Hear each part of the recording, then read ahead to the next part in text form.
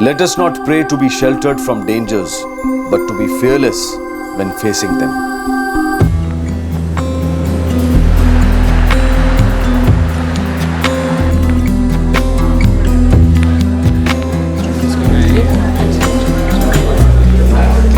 Excuse me. You chose to be a very right choice. Prasanji, hi. I'll leave. मुझे article complete करना है. इतनी जल्दी क्या है? अभी तो पार्टी शुरू ही हुई है. आई नो, लेकिन कल की डेडलाइन है. खाना तो खा के जाओ. अगर ऐसी चलेगी तो अशोक बुरा मान जाएगा. ओके.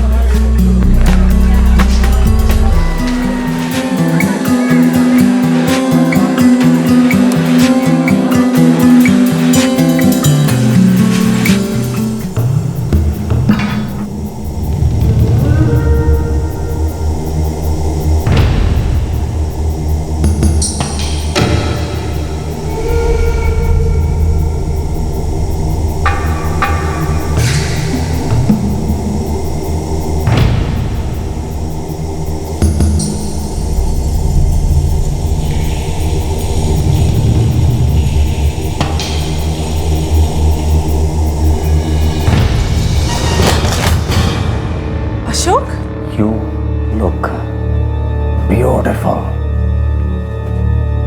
तुम्हें अंदाजा भी नहीं है कि तुम कितनी खूबसूरत हो.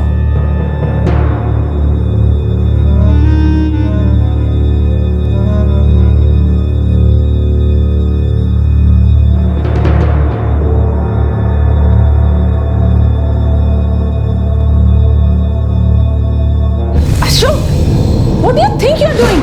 तुम मुझे बहुत अच्छी लगती हो. किसी औरत के ना कहने पर भी अगर कोई पुरुष उस पर जबरदस्ती करे, उसकी ना को सुनकर भी अनसुना कर दे, और वो पुरुष अगर ऑफिस का कोई सीनियर हो, तब 1997 में सुप्रीम कोर्ट के द्वारा जारी की गई विशाखा गाइडलाइंस के अनुसार किसी भी कार्यस्थल यानी कि वर्क प्लेस पर जहां औरतें काम करती हैं, वहां सेक्सुअल हैरेसमेंट सेल बनाना वैधानिक रूप से अनिवार्य है. जून 2002 में जब नम्रता दास ने एक प्रतिष्ठित न्यूज़पेपर में नौकरी ज्वाइन की, तब उसने कोई दस्तक नहीं सुनी थी कि उसे वहां पर किस हालात से गुजरना होगा.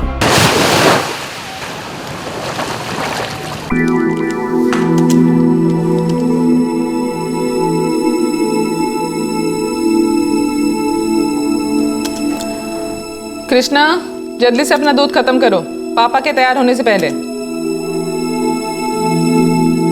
कृष्णा बेटा, चलो, पापा इज रेडी. कैसा आज?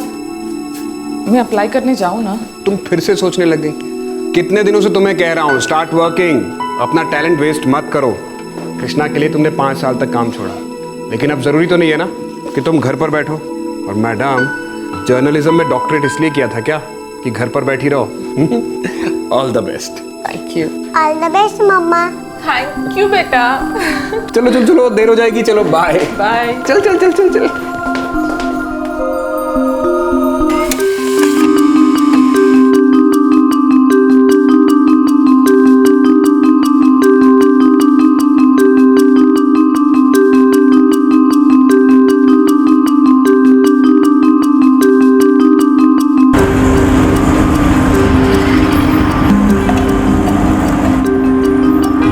यहाँ से लेफ्ट लीजिए.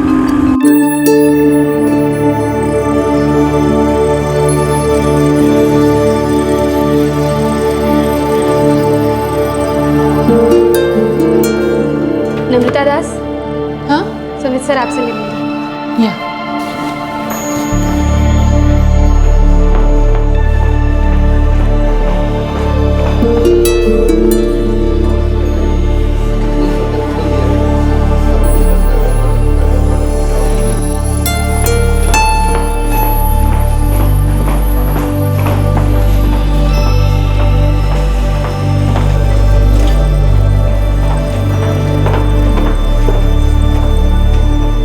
सर, नम्रता दास.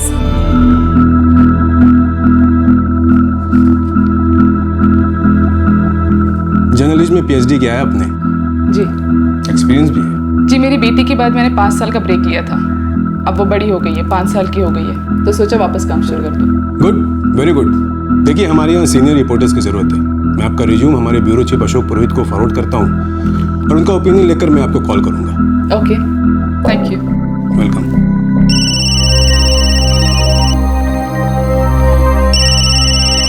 ये कंप्लीट करो, मैं आती हूँ। 3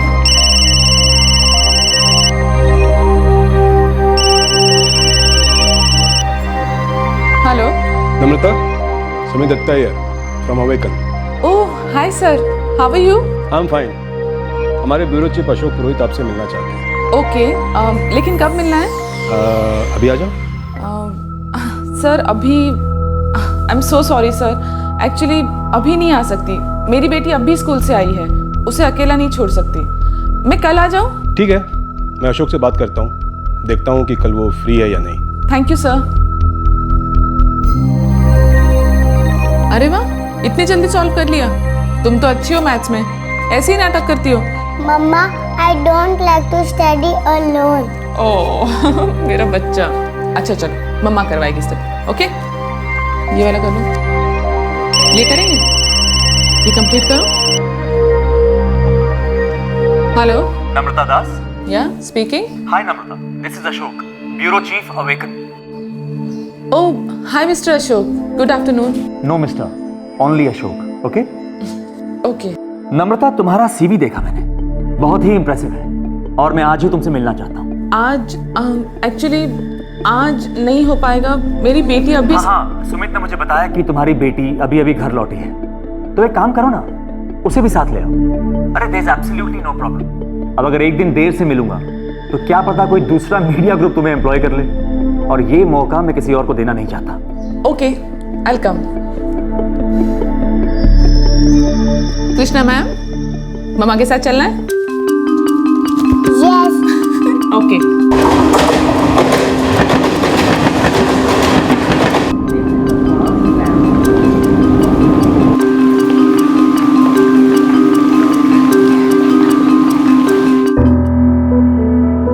कृष्णा, यहाँ चुपचाप बैठ के ड्राइंग करना। हाँ, दीदी को डिस्टर्ब नहीं करना। मम्मा अब भी इंटरव्यू देकर है। ओके।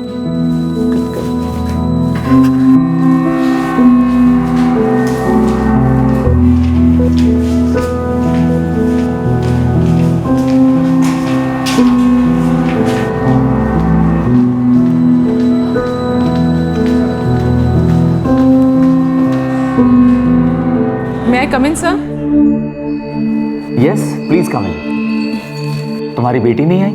आई है, वो रिसेप्शन पे है। क्यों, उसे अंदर क्यों नहीं लाई? यहाँ?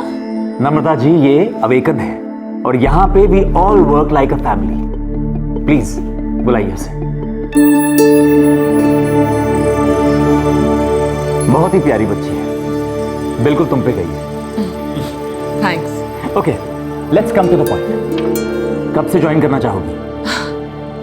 रियली? तुमसे कहा था मैंने, अब कोई और न्यूज़पेपर तुम्हें एम्प्लॉय कर ले, ये मौका मैं किसी और को देना नहीं चाहता। एक काम करते हैं, तुम कल ही से ज्वाइन कर लो। मुझे बस 1 वीक का टाइम चाहिए होगा, मुझे इसके लिए क्रश ढूंढना है। 1 वीक मतलब 15 जून से तुम ज्वाइन करना चाहती हो? हाँ। Okay, thank you so much. Welcome to Awaken. Thank you.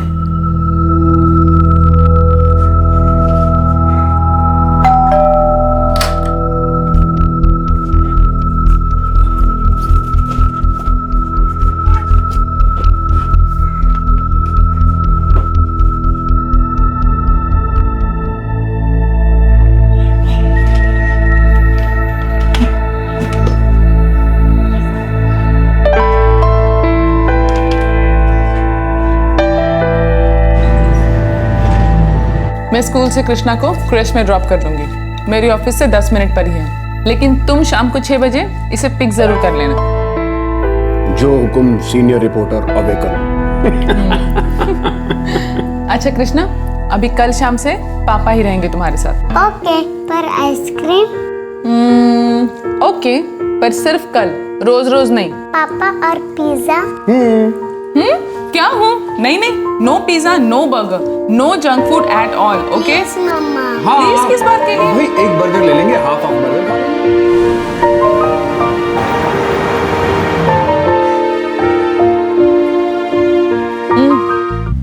अगले वीक से ज्वाइन कर रही हूँ, 15 जून से।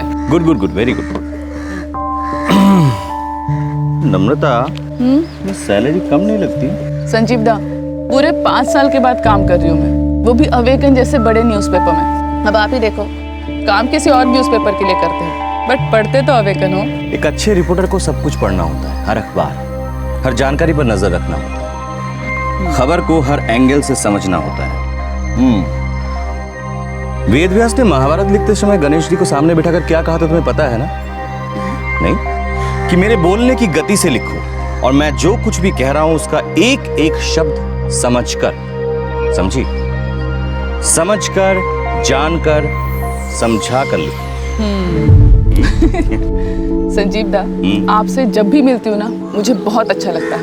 आपसे मिलकर मैं एकदम इंस्पायर्ड हो जाती हूँ। मैं भी, और इसीलिए तो हम लोग मिलते हैं और कॉफी पीते हैं।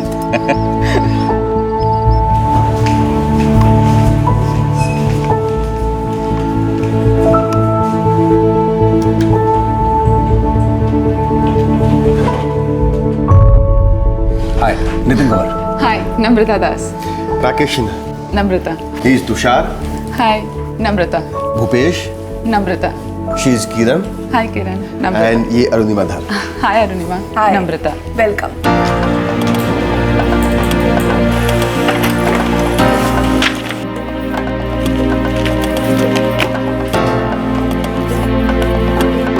मैडम जी, अशोक सर बुला रहे हैं। हाँ, जाती हूँ।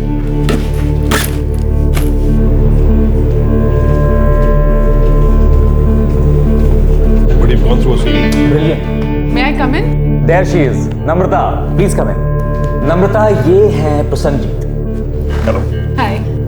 नम्रता, प्रसन्नजीत हमारे न्यूज इंचार्ज हैं। तुम्हारे आर्टिकल्स सबसे पहले इनके पास जाएंगे, ओके। उसके बाद मेरे पास आएंगे और मेरे अप्रूवल के बाद हमारे edit coordinator mister Ashutosh Jain के पास जाएंगे। ओके। प्रसन्नजीत एक्सट्रीमली ब्राइट, 12 से भी ज्यादा सालों का एक्सपीरियंस है, और तो और इन्होंने जर्नलिज्म में पीएचडी की हुई है। Namrata, we are very proud to have you here, so welcome to Awaken family. Thank you so much.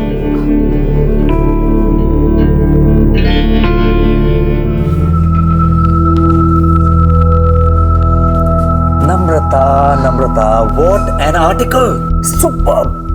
एक भी लाइन चेंज नहीं होगी। इनफैक्ट तुम्हारी बाय लाइन, उसे तो चेंज करने की कोई जरूरत नहीं है। Thank you Ashok. No, good, very good job, keep it up.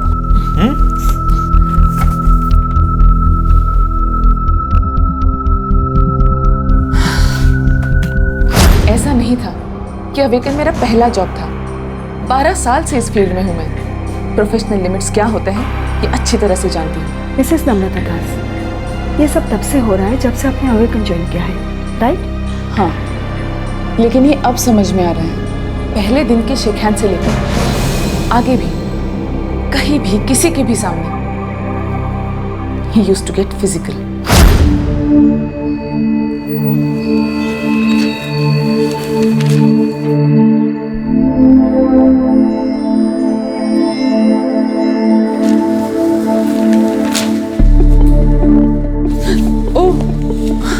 क्या नम्रता, मैं जब भी तुम्हें देखता हूं तुम सिर्फ काम कर रही होती हो। काम के अलावा तुम्हें और कुछ सोचता ही नहीं है क्या? एक ब्रेकिंग न्यूज़ पे काम कर रही हूँ। तुम्हारा हर आर्टिकल एक ब्रेकिंग न्यूज ही तो होता है।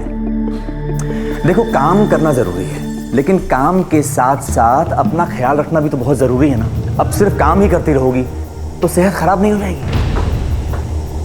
इसीलिए जितना हो सके अपनी सेहत का ख्याल रखो। ओके।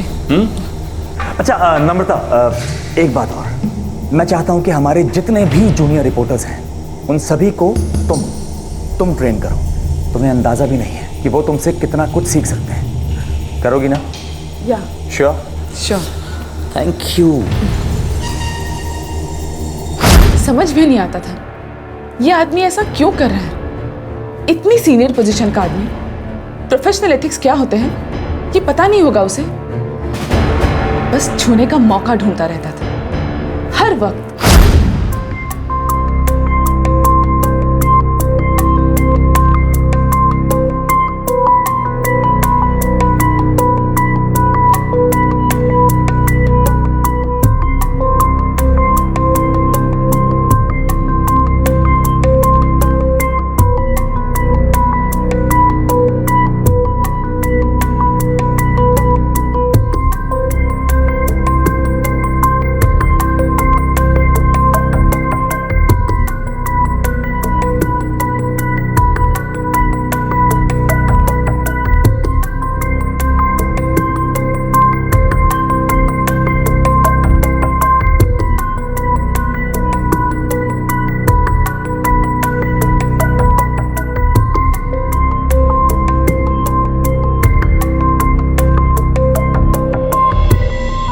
मुझे महसूस होने लगा था कि ये छूना नेचुरल नहीं है।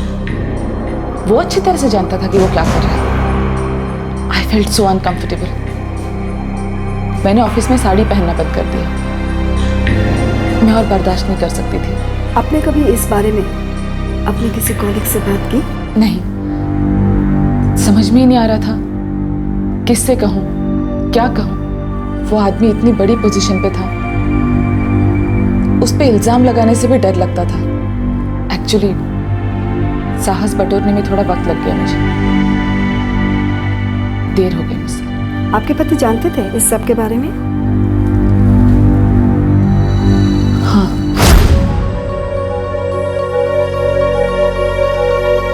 समझ में नहीं आता क्या करूं। बहुत गंदा लगता है जब वो छूता है। तुमने अपने सीनियर्स को बताया? नहीं, किससे कहूं, क्या कहूं? तुम ही बताओ, किसको बताओ? तुम्हारे कलीग्स क्या कहते हैं? मैंने किसी से ये बात शेयर नहीं की, लेकिन ऐसा लगता है जैसे सब जानते हैं, सबकी नजरें देखती हैं, जानती हैं, क्योंकि वो किसी के भी आगे छूने से नहीं डरता। मुझे लगता है कि तुम्हें अपने ग्रुप हेड या फिर कंपनी के सीईओ से कंप्लेंट करनी चाहिए। ओके।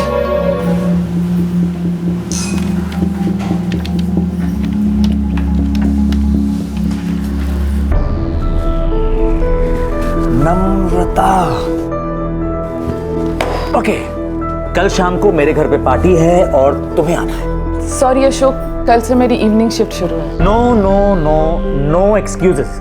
अच्छा एक काम करते हैं, थोड़ी देर के लिए चली आओ, बाद में ऑफिस चली आना। Okay, good, bye.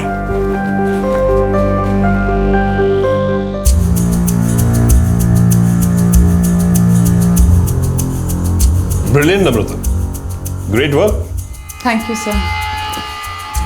नम्रता, कल आ रही हो ना? कहाँ?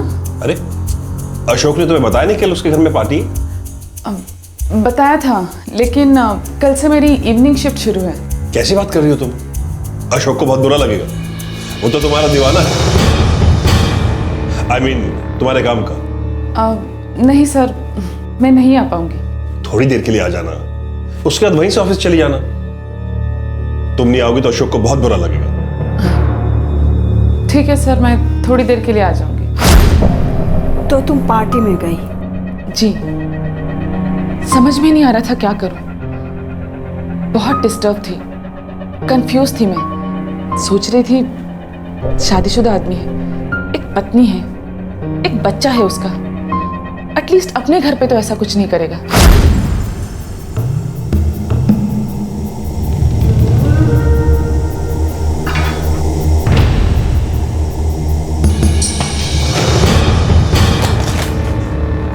Ashok, You look beautiful.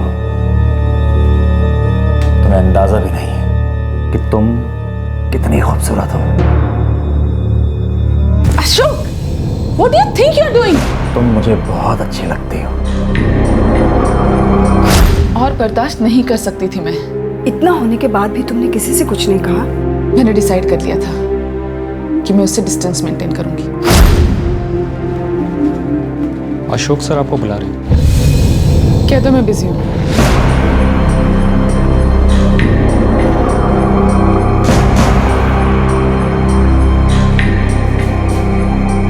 हाय नम्रता। अच्छा मुझे आर्टिकल खत्म करना है।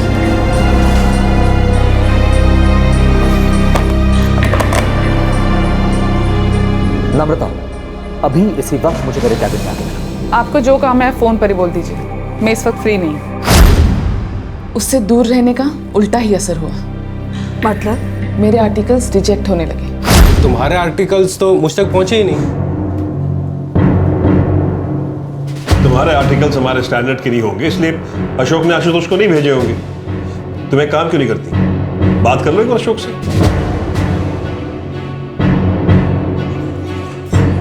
ये तो होना ही था। हाँ, इसके पहले भी कई इंटर्न अशोक के इसी बर्ताव की वजह से जॉब छोड़ के जा चुकी हैं। साफ साफ कहो राकेश, तुम कहना क्या चाहते हो? बस इतना समझ लो कि तुम अकेली नहीं हो और तुम पहली भी नहीं हो। देखो, तुम अगर उन सब की तरह चुप रहोगी तो ये सब चलता रहेगा। You must confess. आज तक 50 आर्टिकल्स लिख चुकी हूँ, जिनमें से 25 से भी ज्यादा पब्लिश हुए हैं। यहाँ तक कि उनकी बायलाइंस तक नहीं चेंज की गई। और अब कहते हैं कि मेरा काम अवेकन के स्टैंडर्ड का नहीं है।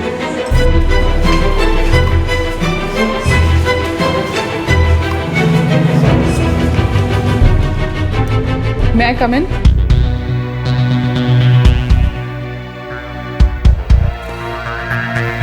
कौन सा आर्टिकल अवेकन के स्टैंडर्ड का है और कौन सा नहीं, ये मैं तय करता हूं।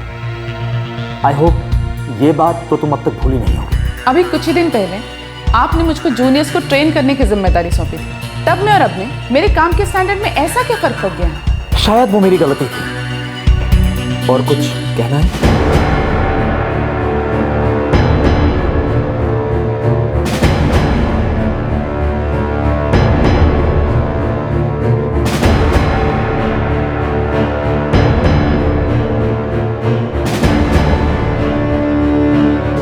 क्यों मिलना है सीईओ से? कुछ जरूरी बात करनी है। But what is the matter? वो बेवजह किसी से नहीं मिलते हैं। मुझे कुछ पर्सनल बात करनी है। ठीक है, मैं उनको इन्फॉर्म करता हूँ। Let's see. Thank you.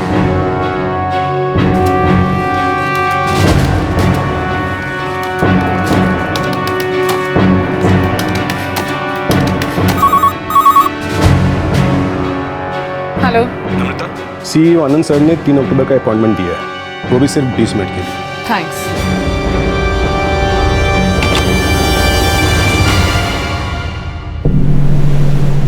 Krishna, दूध P low.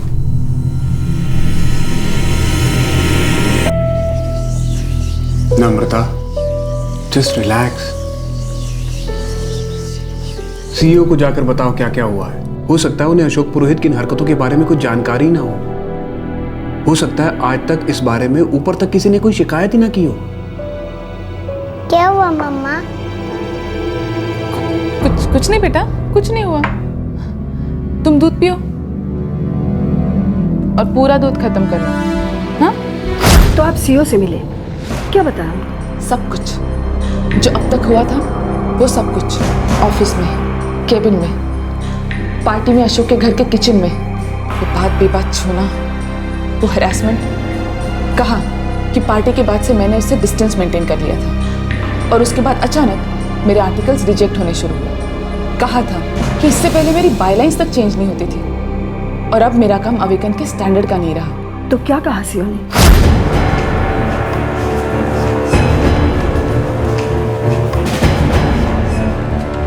May I come in, sir? Yes yes, come इन।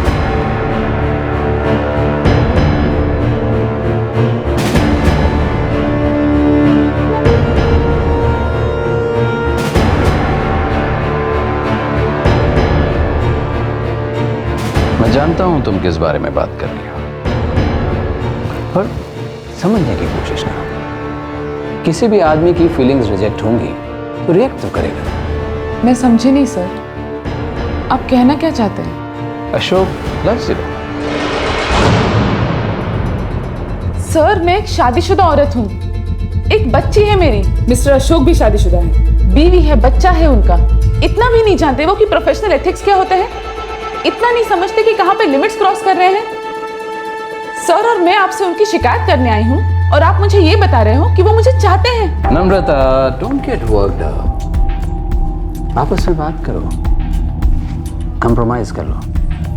अशोक बहुत अच्छा आदमी है, is a very nice man. और प्यार की कोई उम्र थोड़ी ना होती है। और ये सब मैं तुम्हारे फायदे के लिए कह रहा हूँ। Work out things with him.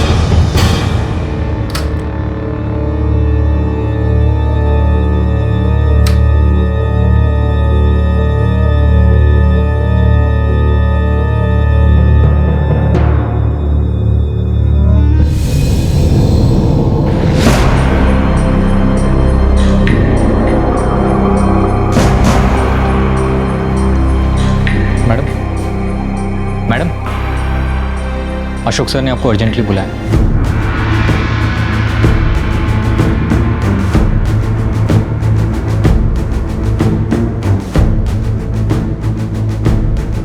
मुझे कल तक तुम्हारा रेजिग्नेशन चाहिए। क्यों? कल तक। पर क्यों?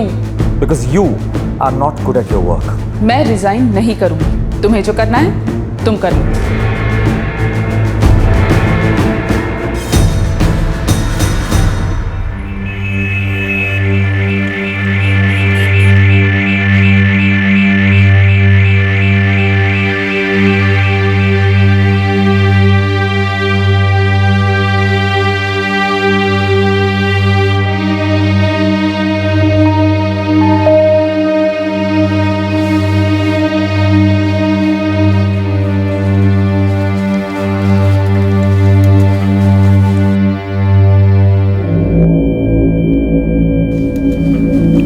नम्रता, सुमित तुमसे बात करना चाहता है। किस लिए? वो तो वही तुम्हें बताएगा।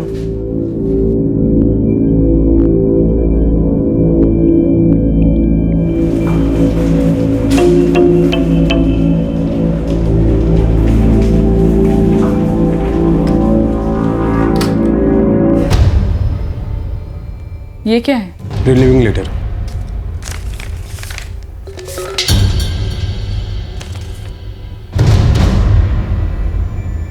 मुझे जॉब से रिलीव किया जा रहा है? यस। क्यों?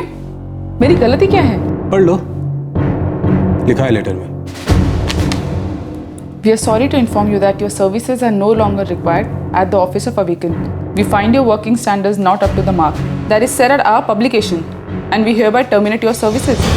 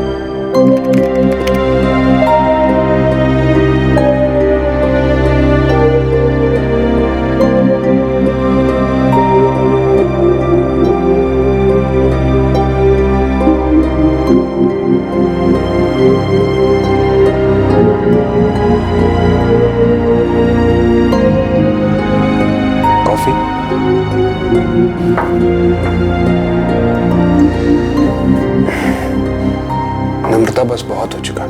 यूं चुप चुप रहना, घुट घुट कर जीना, कब तक इस तरह हताश होकर बैठी रहोगी? एक एनजीओ है जो सेक्सुअल हैरेसमेंट के केसेस को लेती है। तुम जाकर उनसे मिलो, अपनी बात कहो, केस फाइल करो, हम मिलकर लड़ेंगे। मैं हर कदम पर तुम्हारे साथ हूं।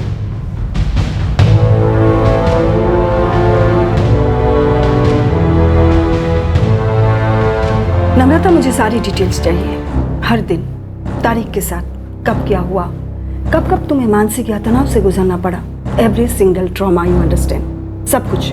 अगर डायरी की तरह लिखोगी तो और भी बेहतर होगा। मैं कोशिश करती हूँ। मैं सलाह दूंगी, तुम किसी काउंसलर से और मेडिकल प्रैक्टिशनर से मिलो।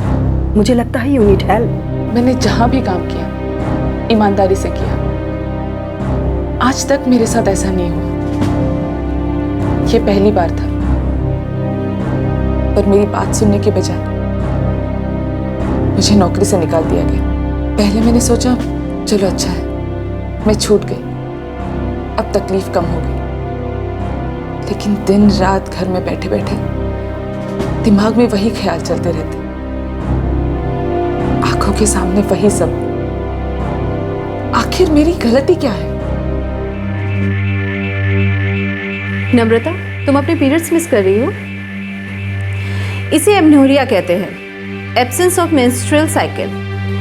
इसकी कई वजह हो सकती हैं, लेकिन आपके केस में इसकी वजह स्ट्रेस और इमोशनल एफेबल हो सकता है। मैं कुछ मेडिसिन प्रिस्क्राइब कर रही हूँ, यू विल फील बेटर।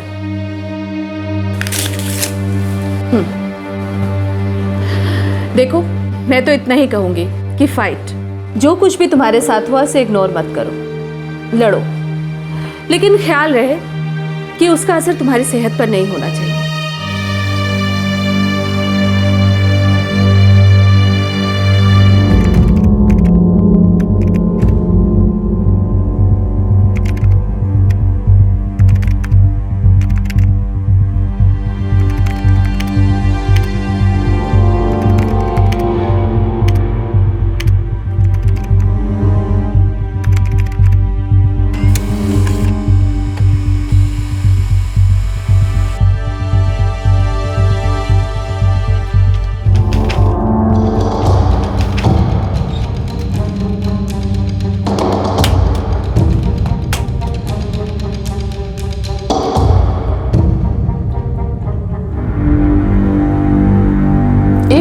ज्यादा हो गया आपके पास कंप्लेंट दिए हुए।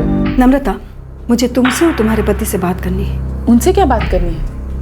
मैं हूं ना, मुझे बताइए। फिर भी मैं चाहती हूँ पति की मौजूदगी में मैं एक बार आप दोनों से बात करूँ। अब बात क्या है ये तो बताइए। देखो नम्रता, सेक्सुअल हरासमेंट का केस इतना आसान नहीं होते। धीरे धीरे हौसला टूटता है परिवार की ओर से और पति की तरफ से दबाव आने लगता है। फिर औरतें केस वापस ले लेती है और फिर हमारे पास भी कोई चारा नहीं होता सिवाय पीछे हटने के। मैं अपनी लड़ाई लड़ सकती हूँ और मैं लड़ूंगी भी। फिर भी मेरी एक रिक्वेस्ट है, हस्बैंड के साथ आइए, हम मिलकर बात करते हैं।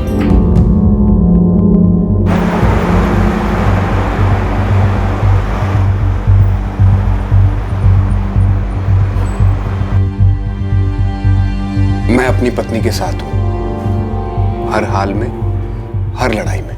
खुशी हुई ये बात सुनकर। अब आप ही बताइए क्या करें, कैसे आगे बढ़ें? लेबर कमीशन में केस कब तक फाइल करना है?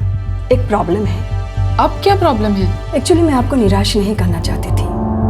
सोचा था कि आपके पति आएंगे ही नहीं, सो मुझे कुछ आपको बताना ही नहीं पड़ेगा। देखिए तनुजा जी, आप साफ साफ कहिए, प्रॉब्लम क्या है? देखिए, अवेकन एक बहुत बड़ी मीडिया ऑर्गेनाइजेशन है, उनसे लड़ पाना बहुत मुश्किल है, जीत पाना नामुमकिन, खास करके केस जब सेक्सुअल हैरेसमेंट का हो।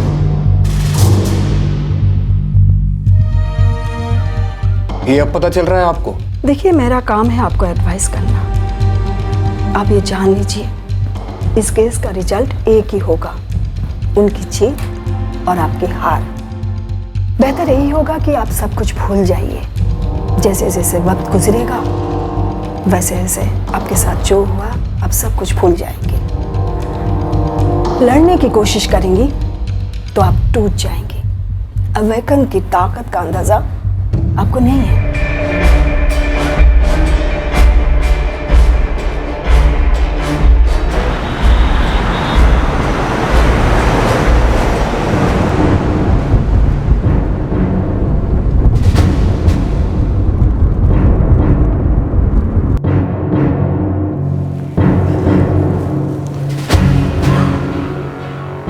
अरे बहुत पावरफुल मीडिया ग्रुप है तो क्या हुआ, वो कुछ भी करेंगे और बचकर निकल जाएंगे। हम लड़ेंगे नम्रता, तुम लड़ोगी। कितने दिन कितने महीने मुझे पता नहीं, लेकिन तुम हौसला मत टूटने देना। उन्हें जो करना है करने दो, लेकिन तुम चुपचाप नहीं सोओगी।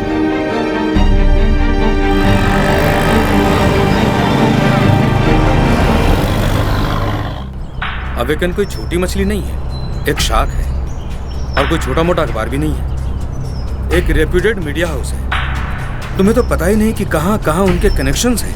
न्यूज़ बिजनेस इनके इशारों पर चलता है। संजीव दा, वैसे तो आप मुझे इंस्पायर करते हो, आज डिस्करेज कर रहे हो? नहीं नहीं, डिस्करेज नहीं, फैक्ट बता रहा हूं।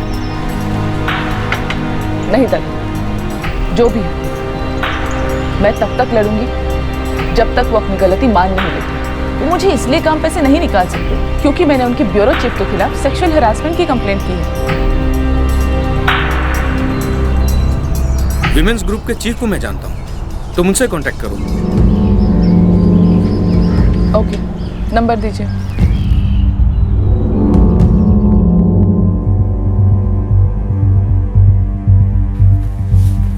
मैडम ने आपको बुलाया।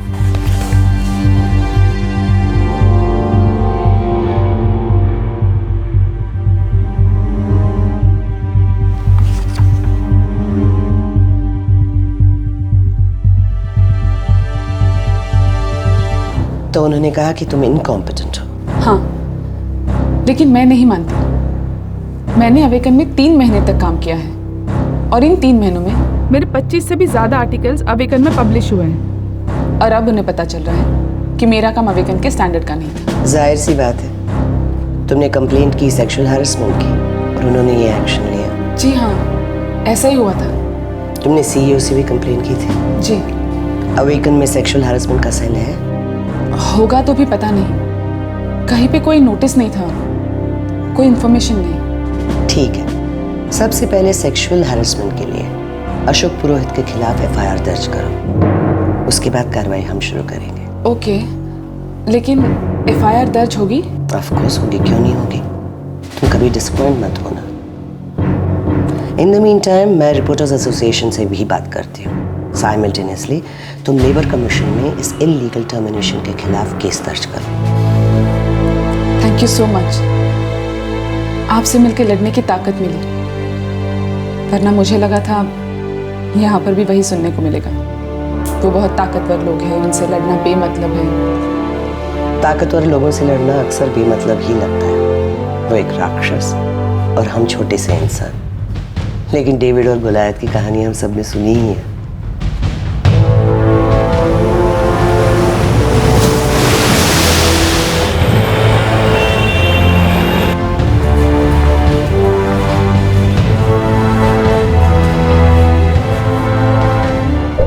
तो तुम हो वो नम्रता दास? जी। मैंने सुना उस घटना के बारे में। उस घटना के बारे में? आपने मेरे केस के बारे में सुना है? हाँ। लेकिन ये कैसे हो सकता है? मैंने तो कोई कंप्लेंट नहीं लिखवाई। पुलिस और प्रेस अजीब रिश्ता है इनका। अब आपके अवेकन में क्राइम रिपोर्टर्स तो हैं ही, वो हमसे खबर लेते तो कभी कभी हम भी उनकी सुन लेते। मैं उसी केस की कंप्लेंट कराने आई हूँ। ठीक है, मैं स्टेशन इंचार्ज से कंप्लेंट डायरी में नोट करने को कहता हूँ। मैडम, आप अपने हस्बैंड को साथ लेके आ सकती हैं? क्यों? सेक्सुअल हैरेसमेंट मेरे साथ हुआ है, मैं आई हूँ यहाँ कंप्लेंट लिखवाने, फिर आपको मेरे हस्बैंड की क्या जरूरत है? नहीं, मैं तो इसीलिए कह रहा था ताकि आपको वो अजीब सा न लगे बयान देते हुए। नहीं, मुझे अजीब नहीं लगेगा। मैं बोल सकती हूँ, मेरे साथ क्या क्या हुआ ये बता सकती हूँ। अजीब तो मुझे अशोक पुरोहित की हरकतों से लगा था, जिसकी कंप्लेंट दर्ज करवाने में यहाँ आई हूँ। आप दर्ज कर सकते हैं complaint?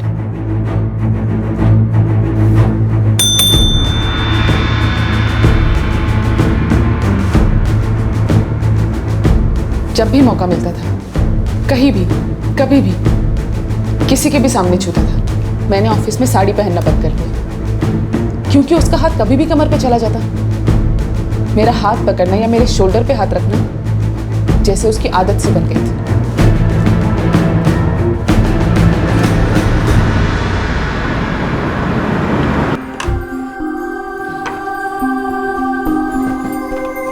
This is for you. वाह, इतना बड़ा पीस। हाँ, मैं चाहती हूँ कि आप बहुत स्ट्रांग बनो, है ना? Yes, strong. खाओ।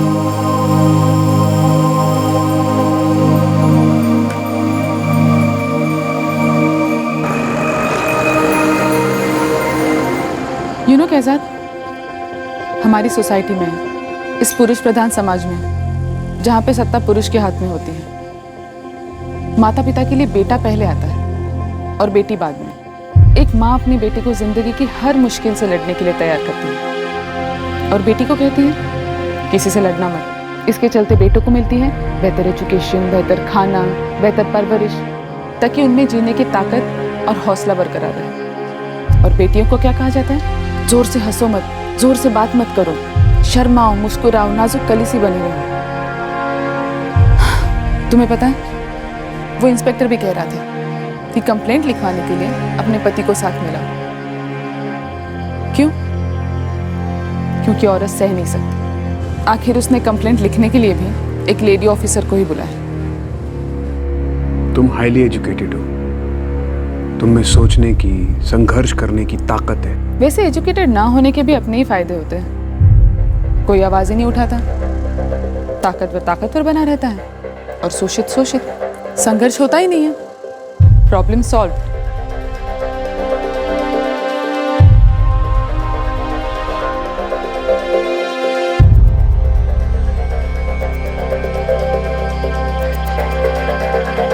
ये तो सिर्फ स्टेशन डायरी में एंट्री है, एफआईआर नहीं दर्ज की है उन्होंने। मुझे कहा कंप्लेंट लिखवाने के लिए, मैंने लिखवा दी।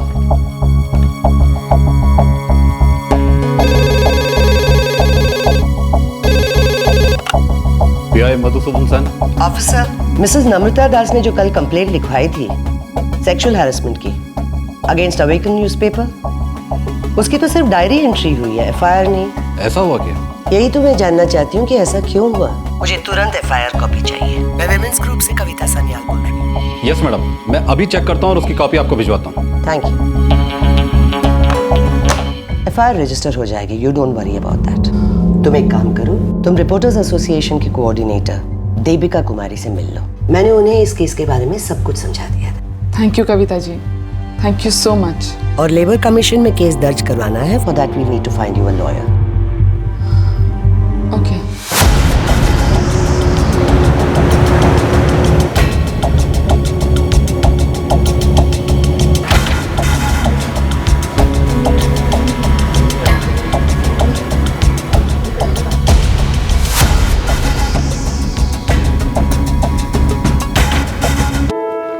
तुमने आवाज उठाई, ये अच्छा किया। थैंक्स, सुनकर अच्छा लगा। तुम सीईओ आनंद शर्मा से मिली थी? जी। एक काम करो, एक फॉर्मल लेटर लिखो ग्रुप हेड ब्रायन डिसिल्वा को। उस लेटर में ये जरूर मेंशन करना कि तुम सीईओ से मिली थी, और ये भी लिखना कि तुम्हें गैर कानूनी तरीके से नौकरी से निकाला गया। ओके। मैं भी एक फॉर्मल लेटर लिखूंगी उन्हें। ये कहूंगी कि तुम्हारे इस कंप्लेंट पर इन्वेस्टिगेशन शुरू करें। थैंक्स।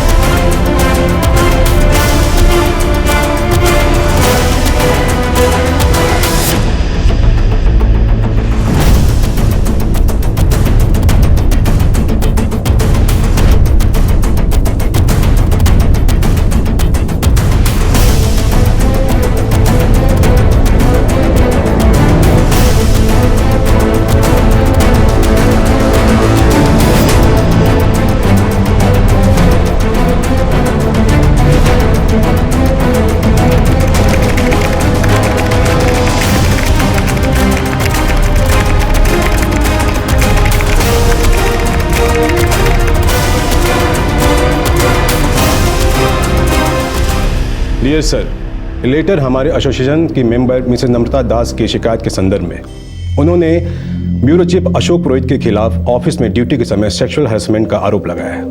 मिसेस दास का कहना है कि उन्होंने इस बारे में सीईओ मिस्टर आनंद शर्मा से शिकायत की, पर उनकी शिकायत के चंद दिनों बाद ही उन्हें नौकरी से निकाल दिया गया और वजह बताई गई कि वो इनकॉम्पिटेंट है। हमें जानकर अफसोस होता है कि एक अनुभवी पत्रकार को, जिसके कई सारे आर्टिकल्स आपके न्यूज़पेपर में पब्लिश हो चुके हैं, उन्हें ही इनकॉम्पिटेंट कह के जॉब से निकाला गया। इससे जाहिर होता है कि सेक्सुअल हैरेसमेंट के मामले को दबाने के लिए यह कार्रवाई की गई है। हम आपको एडवाइस करते हैं कि आपके ऑफिस में एक सेक्सुअल हैरेसमेंट सेल को तुरंत कॉन्स्टिट्यूट किया जाए और मामले की जांच पड़ताल हो। हम आपसे उम्मीद रखते हैं कि आप पीड़ित को न्याय दिलवाने में हमारा सहयोग करेंगे।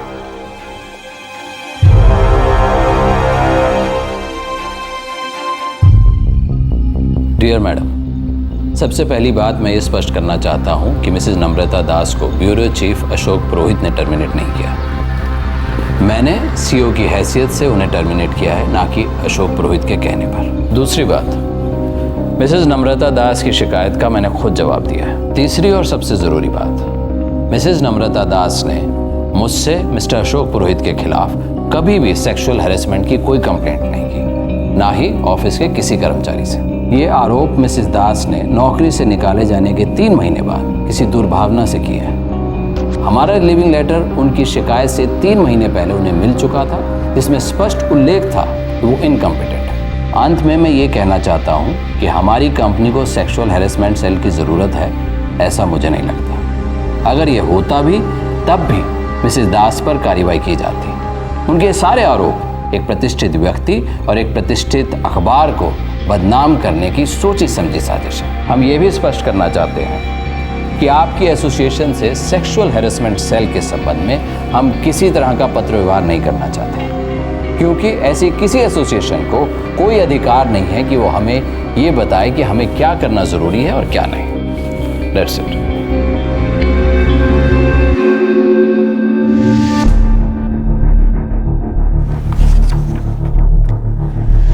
मैं इस मामले को ऊपर तक ले जाऊंगी।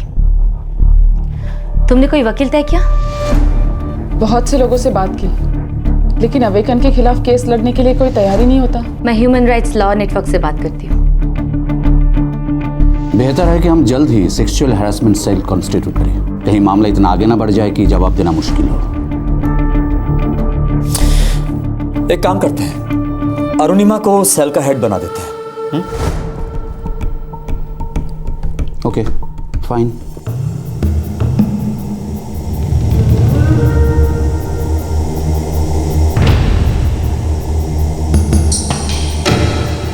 आज से तुम सेक्सुअल हैरेसमेंट सेल की हेड हो। Yes sir. और जो भी स्टाफ मेंबर होगा तुम्हारी हेल्प करेगा। ओके। नम्रता दास ने लेबर कमीशन में उसे जॉब से निकाल देने के खिलाफ केस दर्ज किया है। हमें उस बारे में सोचना चाहिए। लीगल टीम को इन्फॉर्म करो। ओके।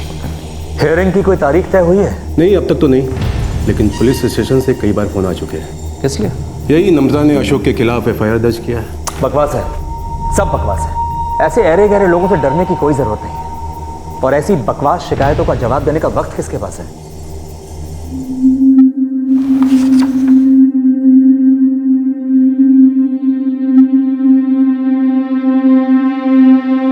देविका मैम ने आपके बारे में बताया। तो आप मेरा केस लड़ेंगे? जी जी हाँ। देखिए, आप दबाव में आकर हाँ मत कहिए, क्योंकि अवेकन एक बहुत पावरफुल ऑर्गेनाइजेशन है तो, लेकिन मैं आपका केस लड़ूंगा। श्यामल जी, मुझ में हिम्मत है लड़ने की, लेकिन कभी कभी मैं भी कमजोर पड़ जाती हूँ। मुझे भी हौसला चाहिए, हिम्मत चाहिए किसी से, इसलिए आप प्लीज दबाव में आकर हाँ मत कहिए। नहीं, ऐसी कोई बात नहीं है, मैं केस लड़ूंगा, हम मिलकर लड़ेंगे।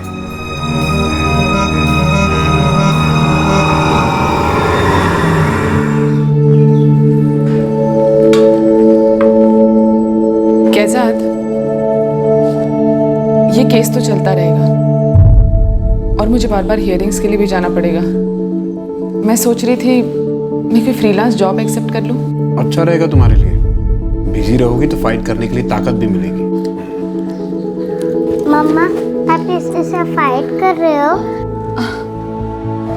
नहीं बेटा। तो पापा ने बोला कि आपको फाइट करने के लिए ताकत चाहिए।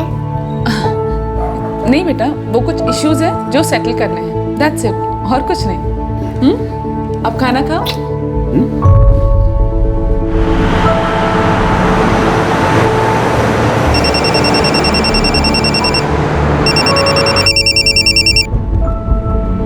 गुड मॉर्निंग देविका जी। गुड न्यूज, अवेकन ने एक सेक्सुअल हैरेसमेंट सेल कंस्टिट्यूट किया।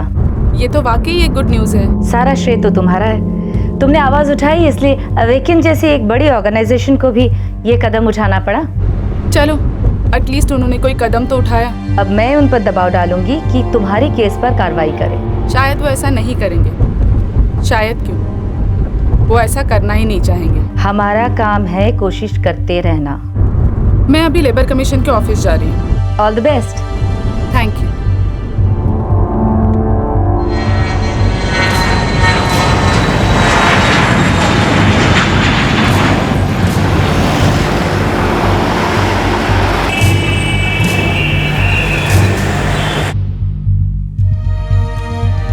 इनका आरोप है कि नौकरी से निकाले जाने की वजह सेक्सुअल और प्रोफेशनल हैरेसमेंट है। सर, ये आरोप बेबुनियाद है। सच बात तो यह है कि मिसेस नम्रता दास प्रोबेशन पर थी और इनकॉम्पिटेंट थी।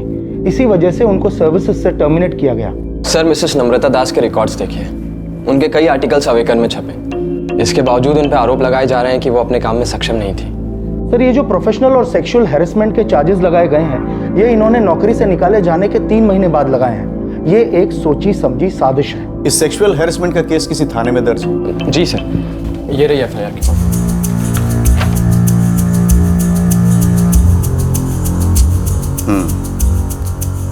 इन्वेस्टिगेशंस कहाँ तक पहुंचे? अभी जारी है सर। रिपोर्ट अभी तक नहीं है? नहीं सर। इस मामले का हल आपसी समझौते से भी तो निपटाया जा सकता है। ऐसा भी तो हो सकता है कि आप इंटरनल इन्वेस्टिगेशन टीम बिठाकर इस मामले का हल भी तो ढूंढ सकते हैं। सर, बातचीत और समझौते की बात तो तब हो सकती है जब इनकी कोई मांग जायज हो। सच बात तो यह है कि इस महिला के सारे आरोप बदले की भावना से लगाए गए हैं। इनके जॉब पर निकाले जाने के बाद ये सब हो रहा है। सर, कोई भी रेप्यूटेड ऑर्गेनाइजेशन को कोई भी एम्प्लॉय कोई डिसीजन मेकिंग के लिए फोर्स नहीं कर सकता, और बेसलेस आरोपों के आधार पर हम किसी रेप्यूटेड इंसान को कटघरे में नहीं खड़ा रख सकते। Sir,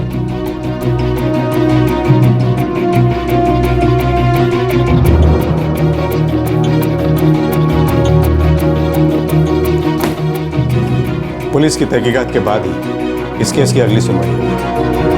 thank you sir. Thank you sir. Police कछुए की चाल से चल रही है। इन्वेस्टिगेशन बहुत स्लो है। जाके पता करें ऐसा क्यों है। चलिए।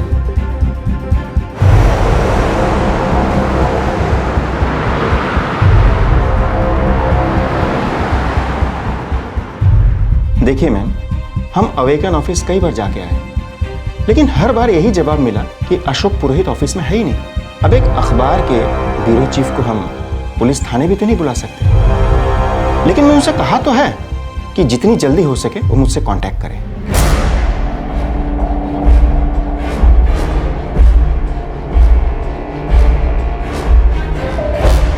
पहली बात, नम्रता हमारे ऑर्गेनाइजेशन की अब एम्प्लॉय नहीं है। पर कभी तो थी।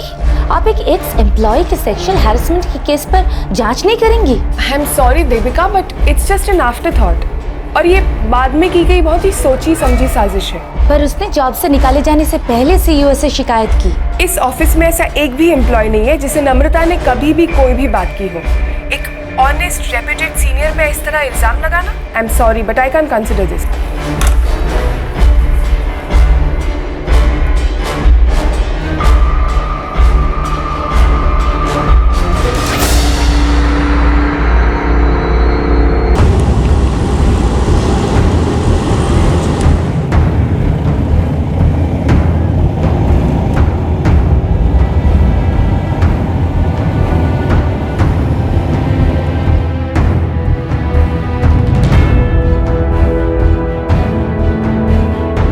एफआईआर दर्ज करवा के 1 महीना हो चुका है। मुझे यकीन है कि इतने बड़े ऑर्गेनाइजेशन के ऑफिसर के खिलाफ कार्रवाई करने में आपका स्टाफ कतरा रहा है। एक्चुअली कविता जी, बात यह है कि मामला चाहे ईव टीजिंग का हो या फिर औरतों के खिलाफ कोई और जुर्म हो तो हमारा स्टाफ हैंडल कर सकता है, पर सेक्सुअल हैरेसमेंट का मामला ऐसा मामला है कि उस लेवल में केस की गहराई तक जाने के लिए हमारा स्टाफ इक्विप नहीं होता। आखिर ये एक शिकायत है एक औरत की एक मर्द के खिलाफ, तो जाहिर है कि कोई गवाह तो सामने आएगा नहीं। मैं समझ सकती हूँ, आप सबके लिए ये औरत के हाथ का एक हथियार है जिसे वो अपने मतलब के लिए यूज करती है। ये धारणा जरूर है हमारे समाज में, हमारे सिस्टम में, हमारी सोसाइटी में, पर मुझे थोड़ा वक्त दीजिए, मैं इससे रिलेटेड अधिकारियों से जरूर बात करूंगा। मेरी एक रिक्वेस्ट है आपसे जी। उनसे कहिए कि मामले को जल्द से जल्द इन्वेस्टिगेट करवाएं। Sure ma'am. Thank you sir. हम हमारी तरफ से पूरी कोशिश कर रहे हैं, पर अवेकन ऑफिस में कोई भी सामने आकर बात करने को तैयार नहीं। आखिरी बार जब हम उनके पास गए तो उन्होंने हमारे हाथ में एक लेटर रख दिया। देखिए, नम्रता दास के सारे आरोप बेबुनियाद हैं। आप समझते क्यों नहीं ऑफिसर? उस औरत ने नौकरी से निकाले जाने के बाद कंप्लेन दर्ज की है। ऐसा तो कोई तभी करेगा ना जब उसे कोई हिसाब बराबर करना। हम मिस्टर पुरोहित से बात करना चाहते हैं। देखिए, वो इस वक्त मीटिंग में बिजी है, फिर अभी के बाद। और दूसरी सबसे इम्पोर्टेंट बात यह है कि हमारे ऑर्गेनाइजेशन के सबसे सीनियर जर्नलिस्ट कभी भी ऐसी ऊंची हरकत नहीं कर सकते। कल को कोई भी कुछ भी आरोप लगा दे तो क्या हम अपने सीनियर जर्नलिस्ट को आपके सामने सवाल जवाब करने के लिए बैठा देंगे?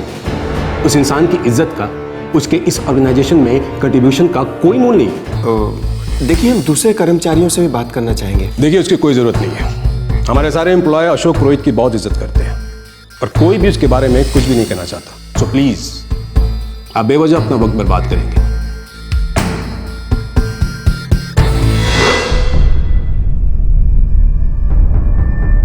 सर, 50 से ज्यादा कर्मचारियों के दस्तखत के लेटर दिए उन्होंने। उन सभी का कहना है कि अशोक पुरोहित को झूठे आरोपों में फंसाया गया। आप ही बताइए हम क्या करें। मैं अभी वो लेटर आपके पास भिजवाता हूं।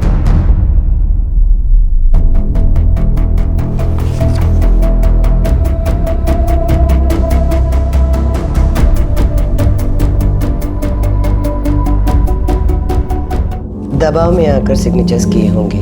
आखिर अवेकन में काम करते हुए कौन उनसे दुश्मनी मोल लेना चाहेगा? कौन अपने करियर को दांव पे लगाना चाहेगा?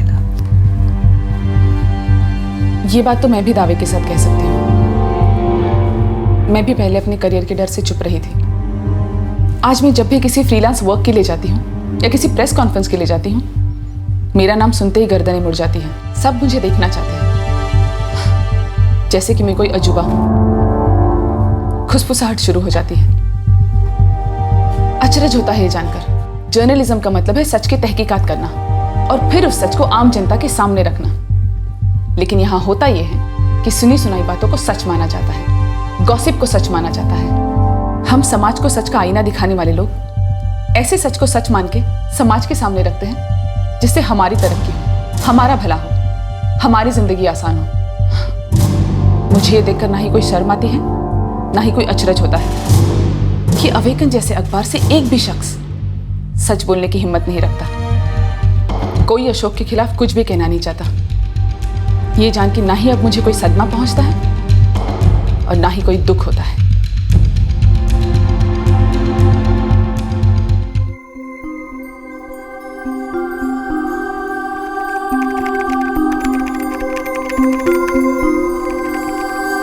मम्मा, मुझे ये ग्रामर समझ में नहीं आता, प्लीज हेल्प करो ना। 1 मिनट बेटा, सिर्फ 1 मिनट। हाँ,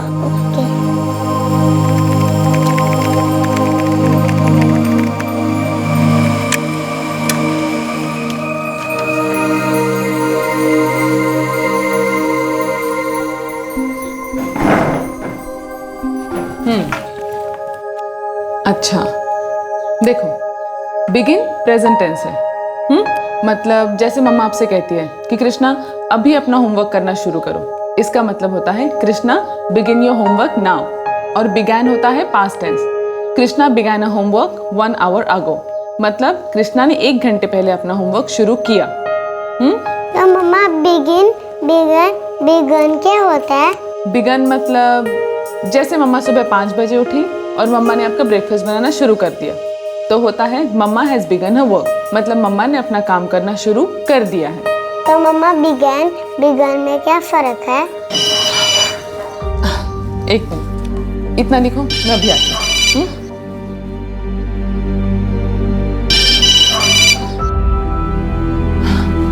गुड आफ्टरनून कविता जी।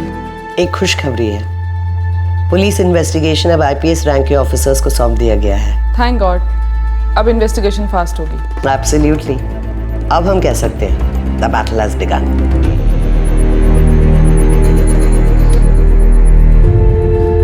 दिखाओ। मम्मा, ये बिगनिंग का मतलब क्या होता है? बेटा, बिगिनिंग का मतलब होता है शुरुआत। चलो, ये वाली लाइन लिखो अभी।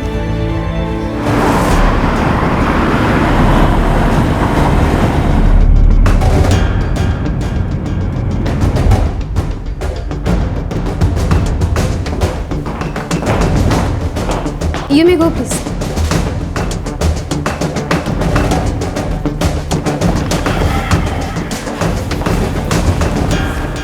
बकवास है, एकदम बेबुनियाद बात है। अगस्त 2002 में आपके घर एक पार्टी हुई थी जिसमें नम्रता दास मौजूद थी। हाँ, उस पार्टी में मैंने ऑफिस के सभी लोगों को इनवाइट किया था, तो जाहिर सी बात है नम्रता भी होगी। और आपके बर्ताव की वजह से वो अचानक पार्टी छोड़ के चली गई। एकदम झूठ। उस औरत ने आप लोगों से जो कुछ भी कहा है बिल्कुल झूठ है। देखिए, मैं इस ब्यूरो का चीफ हूँ और चीफ होने के नाते ये मेरा काम है कि मैं अपने जूनियर्स को अच्छे से अच्छा काम करने के लिए एनकरेज करता रहूं और अपने स्टाफ का कॉन्फिडेंस बढ़ाने के लिए उन्हें थोड़ा सा बूस्ट करना कोई जुर्म तो नहीं है। और इसीलिए मैंने नम्रता के काम को भी आगे बढ़ने का मौका दिया, उसके कुछ आर्टिकल्स को छापा भी, और आज मेरी मेहरबानियों को मेरे ही खिलाफ इस्तेमाल करके वो मुझ पे आरोप लगा रही है। कौन थी, किस लायक थी, उसे आता क्या था? नम्रता उस दिन पार्टी से इसलिए जल्दी चली गई थी क्योंकि उसकी इवनिंग शिफ्ट थी, और ये बात उसने पार्टी से एक दिन पहले मुझसे कही थी। क्या आपने कभी भी मिस्टर अशोक पुरोहित को मिसेस नम्रता दास के साथ कोई ऐसी पहल करते देखा जो कि गलत हो? आई मीन बेवजह छूना?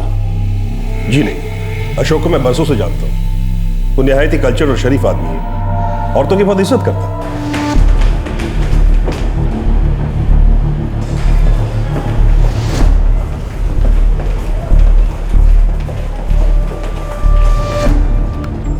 No, never.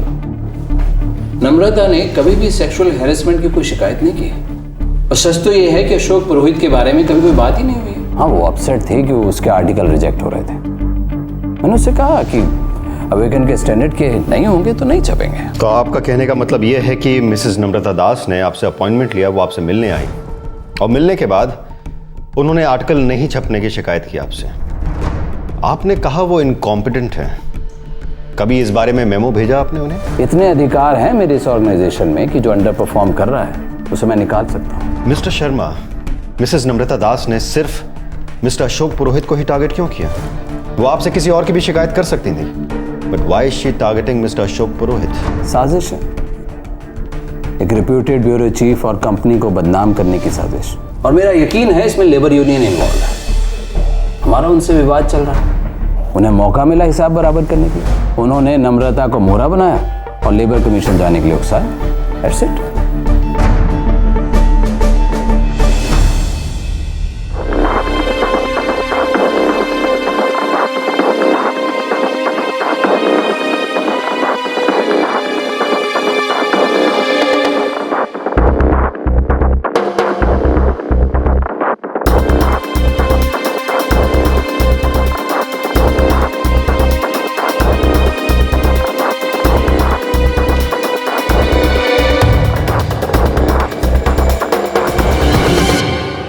Mister Nitin Kumar, आप स्पोर्ट्स सेक्शन संभालते हैं?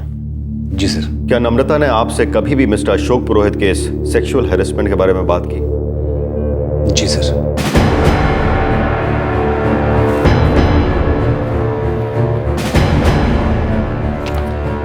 पर इस लेटर पर आपके भी सिग्नेचर, इसमें लिखा है कि अवेकन एम्प्लॉयज के मुताबिक मिस्टर अशोक पुरोहित पर लगे सारे इल्जाम झूठे हैं। आप भी उनमें से हैं जिन्होंने मिस्टर अशोक पुरोहित के कैरेक्टर सर्टिफिकेट पर दस्तखत किए। मजबूरी थी, करियर की फिक्र थी।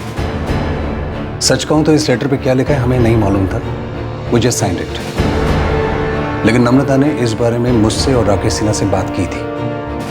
Rakesh Sinha current affair section में। इनफैक्ट मैंने ही नम्रता से कहा था कि कन्फ्रंट करो। हम दोनों को ही नहीं बल्कि सबको मालूम था कि नम्रता के साथ हो क्या रहा है। वो सबकी आंखों के सामने उसे छूता था, कहीं भी हाथ लगाता था। नम्रता वाकई ना समझती, जो उस आदमी को काफी देर से पहचान पाई। स्टेटमेंट देने से पीछे तो नहीं हट जाओगे? नहीं सर, अब नहीं।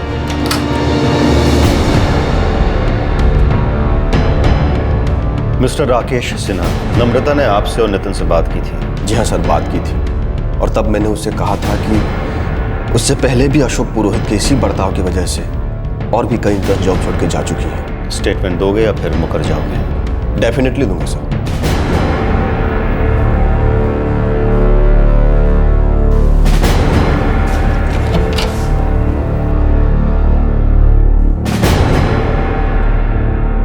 नम्रता काम में काफी अच्छी थी सर। काश आप में से उसके साथ तब कोई खड़ा होता जब उसे सबसे ज्यादा जरूरत थी। इस बात का अफसोस है सर, और हमेशा रहेगा। लेकिन अब यह गलती दोबारा नहीं होगी। Thank you sir. कुछ साल पहले जाके खोदिए, अशोक पुरोहित के कैरेक्टर का असली सर्टिफिकेट मिलेगा। हालांकि वो मैटर कभी रिपोर्ट नहीं हुआ।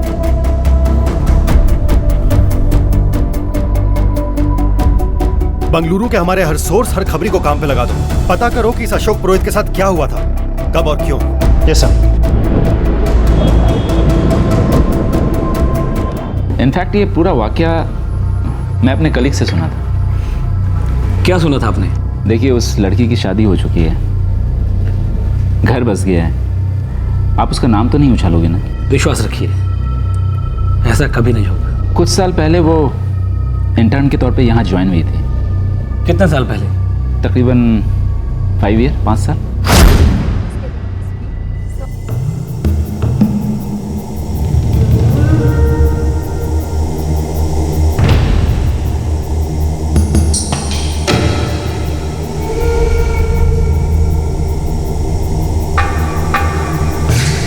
Very nice, very nice. क्या है ये?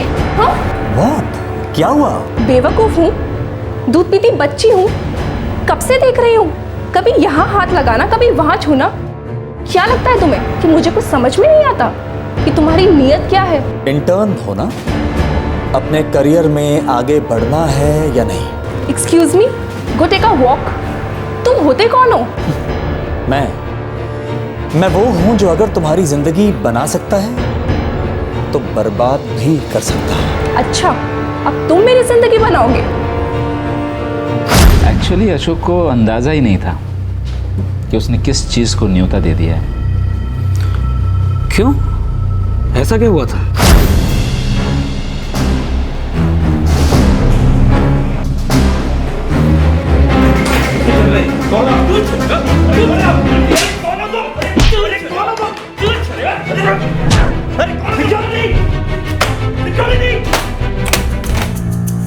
का मंगेतर था वो। उसने अशोक की बहुत पिटाई की। स्टाफ मेंबर के दिल में अशोक के लिए कोई सिंपैथी नहीं थी। उन्हें लग रहा था कि जो कुछ हो रहा था सब ठीक हो रहा था, वो इसी के लायक था। इस बात की किसने रिपोर्ट नहीं की? कौन करता? इस घटना के बाद अशोक काफ़ी दिनों तक हॉस्पिटल में एडमिट था। हॉस्पिटल से छुट्टी मिलने के बाद वो मुंबई शिफ्ट हो गया और कोई नहीं चाहता था कि ये मामला और उछले, क्योंकि खामखा कंपनी की बदनामी होती। Thank you very much. Thank you.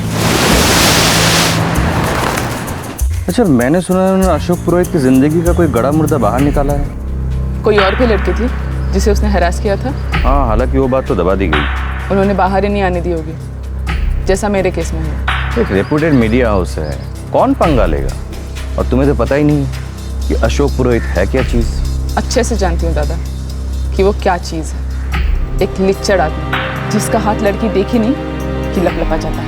नहीं, वो बात नहीं कह रहा हूँ। बहुत ही रईस खानदान से है वो, बड़ी इज्जत है उनकी, दूर दूर तक कनेक्शंस हैं। दादा, अमीर और ताकतवर लोगों को लगता है ये दुनिया उनके बाप की जागीर है। उसमें नया क्या है? हमारे देश में इन अमीर बाप के बेटों की कमी है क्या? अच्छा दादा, चलती हूँ, कोर्ट जाना है। आज तो तारीख नहीं है ना? कोशिश तो कर ही सकती हूँ। अगर मैं ही थक के बैठ जाऊंगी तो मेरे लिए कौन दौड़ेगा? All the best. Thank you.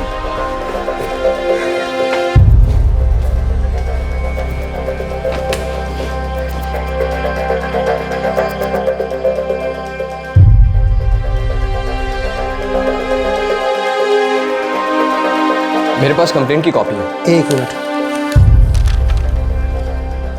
आपका केस तो लेबर टर्मिनल में ट्रांसफर कर दिया गया है। ओह, मतलब? लेबर कमीशन में केस 1 साल तक रहता है, फिर भी केस पेंडिंग रहे तो उसको टर्मिनल में ट्रांसफर कर देते हैं। अब आपकी सुनवाई वहीं पे होगी। कहीं भी हो, हमारे लिए लड़ाई उतनी मुश्किल रही। पहली सीढ़ी चढ़ गए, केस छोटे कोर्ट से बड़े कोर्ट में ट्रांसफर हो गए, जहाँ सारे इंडस्ट्रियल डिस्प्यूट हैंडल किए जाते हैं। कितना वक्त लगेगा सुनवाई में? हम कोशिश करेंगे सुनवाई जल्द से जल्द हो। सीढ़ी दर सीढ़ी चढ़ना है, बस इतना पता है।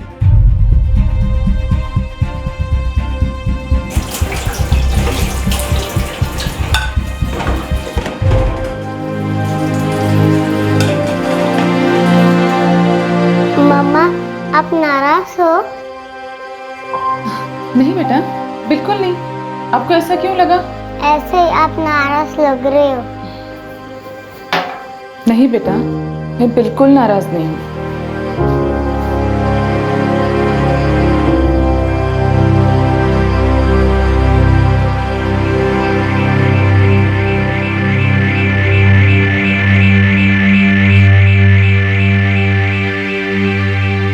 नम्रता,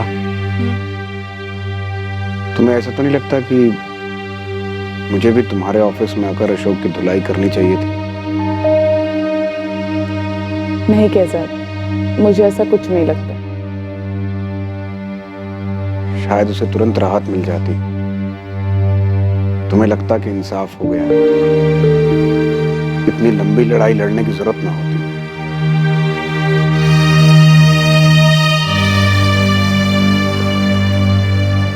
कैजाद, मुझे किसी को नीचा दिखाने में या किसी का अपमान करने में कोई दिलचस्पी नहीं है। मैं कोई बदला नहीं ले रही हूँ। It's not an eye for an eye. मुझे सिर्फ मेरा आत्मसम्मान वापस चाहिए। ये मेरे आत्मसम्मान की लड़ाई है। जैसे अगर वो मुझे ये कहते कि मुझे काम से निकाल रहे हैं इसलिए कि काम कम है, मैं समझ जाती। लेकिन वो ये कह रहे हैं कि मैं इनकम्पिटेंट हूँ सिर्फ इसलिए कि गंदे आदमी के घिनौने हरकतों की मैंने शिकायत की। ये गलत है। ये तो कायरो वाली बात हुई ना। अरे आप में हिम्मत नहीं है कि आप सच का सामना करो, आप सच को न्याय दिलाओ, गलत को सही करो। नहीं होगी, मुझ में है। मैं करूंगी, मैं लड़ूंगी अपने आत्मसम्मान के लिए।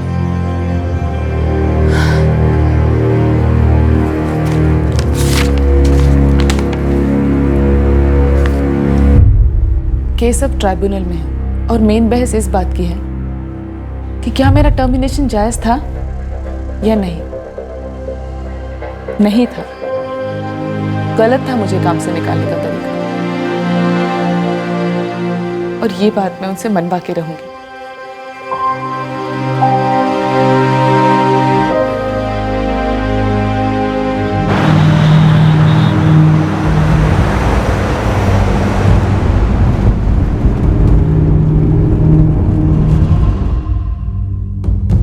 मिसेस नम्रता दास के आरोप बेबुनियाद नहीं है और ना ही इसमें कोई सोची समझी साजिश है। और यही बात मैंने अपने रिपोर्ट में लिखी है। वही देख रही हूँ। उनके साथ सेक्सुअल और प्रोफेशनल हैरेसमेंट दोनों ही हुए हैं, ये बात सच है। और नौकरी से निकाला जाना गैर कानूनी था। माफी चाहता हूँ, रिपोर्ट सबमिट करने में देर हो गई, लेकिन रिपोर्ट सबमिट करने से पहले मैं हर पहलू को परख लेना चाहता था। Thank you so much ma'am. My pleasure.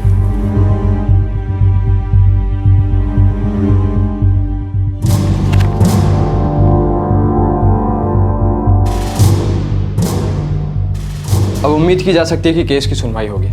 हम दबाव डाल सकते हैं। मुझे खुशी हुई ये जानकर कि मेरे दो कलीग्स राकेश सिन्हा और नितिन कुमार मेरी मदद करने के लिए तैयार हैं। वो विटनेस बनकर आएंगे ना? मैं बात करके देखती हूँ।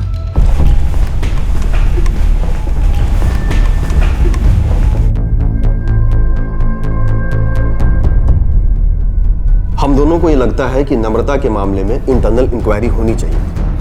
नम्रता को टर्मिनेट करते वक्त नहीं हुई थी, लेकिन इसके बाद बात इतनी बढ़ने के बाद इंक्वायरी होनी ही चाहिए थी। राकेश और नितिन, तुम दोनों जानते हो कि बात लेबर कमीशन तक पहुंच चुकी है और इस केस के सिलसिले में अवेकिन ने एक स्टैंड लिया है, तो बिल्कुल सही है। और हम ऑफिशियली अनाउंस कर चुके हैं कि नम्रता ने सेक्सुअल हैरेसमेंट की बात किसी से नहीं की, जो कि सफेद झूठ है। तुम दोनों काम किसके लिए करते हो?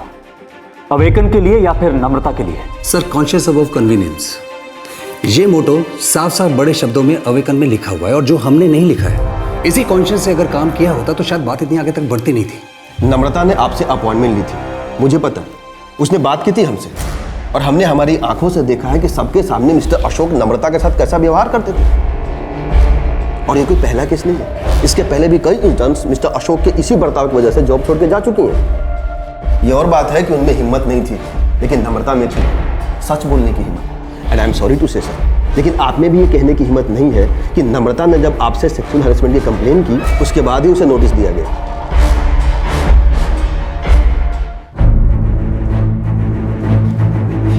सर, ये सुमित सर ने भेजा।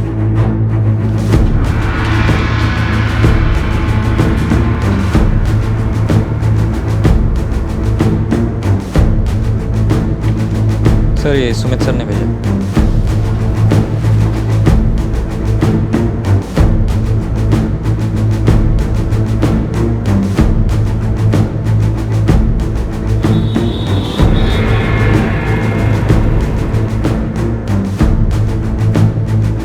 जब भी जहां भी जरूरत पड़ेगी हम आएंगे और बयान भी देंगे।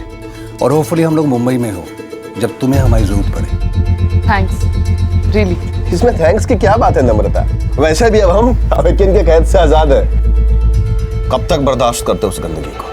You can only lose something that you have, but you cannot lose something that you are.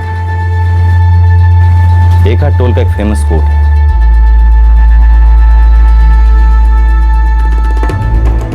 पर केस तो नम्रता के लीगल टर्मिनेशन का है। हाँ, पर बात तो उठेगी ना। सोल्यूशन क्या है? अगर बात बहुत पर्सनल लेवल तक पहुंच जाए तो मानहानि का दावा कर सकते हैं।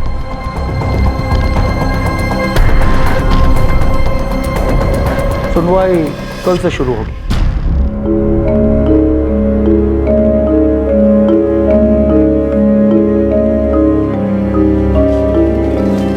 नम्रता, मैं चलूं तुम्हारे साथ? अरे नहीं बाबा, तुम्हारा काम नहीं सफर होना चाहिए, मैं अकेले संभाल लूंगी। और वैसे भी मुझे पता है तुम हमेशा मेरे साथ हो। All the best. All the best mama. Thank you बेटा। चलो ये लो। चलो। बाय।